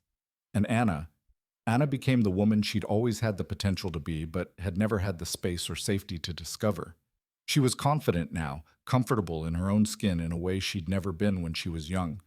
The woman who'd worn a burlap sack was still part of her, would always be part of her, but she'd integrated that pain into something larger and more complex. She'd taken the worst thing that had ever happened to her and alchemized it into the best thing, into a life worth living and a family worth fighting for. One spring morning, years after that first journey down the mountain, Anna stood at the window of their expanded cabin and watched her family in the yard. Caleb was showing Luke how to repair a fence, their dark heads bent together over the work. Rose was chasing chickens, still demon chickens, still mean, but now there were more of them, while shrieking with laughter. William sat on the porch steps reading in the morning sun. "Ma," Rose's voice carried clearly, "come look at this flower. It's got a bug on it." Anna smiled and headed for the door, calling back that she was coming. But she paused on the threshold, looking back at the cabin that had become her home, thinking about the journey that had brought her here. She'd been bought for 50 silver coins and the promise of a month's supplies. She'd been considered worthless, unwanted, a burden to be discarded. She'd worn a sack over her face because people couldn't bear to look at her. And now she was Anna Thorne, wife and mother, partner and friend, beloved and necessary. Now she was home. The mountain man who'd bought her had seen something no one else had, not just potential, but worth. He'd seen a person in pain and decided that kindness mattered more than convenience. And in doing so, he'd given her the chance to discover who she really was, who she could become when someone believed in her enough to give her space to grow. It wasn't a fairy tale. It was better than a fairy tale, because it was real, messy and complicated and hard-won and absolutely, perfectly worth it. "Ma, the bug is eating the flower!" Anna laughed and stepped out into the sunshine, into the life she'd built flower by flower, choice by choice, day by careful day. And as Caleb looked up from his work and smiled at her, that rare, warm smile that was hers and hers alone, she knew without question that she'd made the right choice all those years ago when she'd said yes to staying, yes to marriage, yes to this impossible, wonderful life. She was exactly where she was meant to be, and she'd never been more grateful for anything in her life.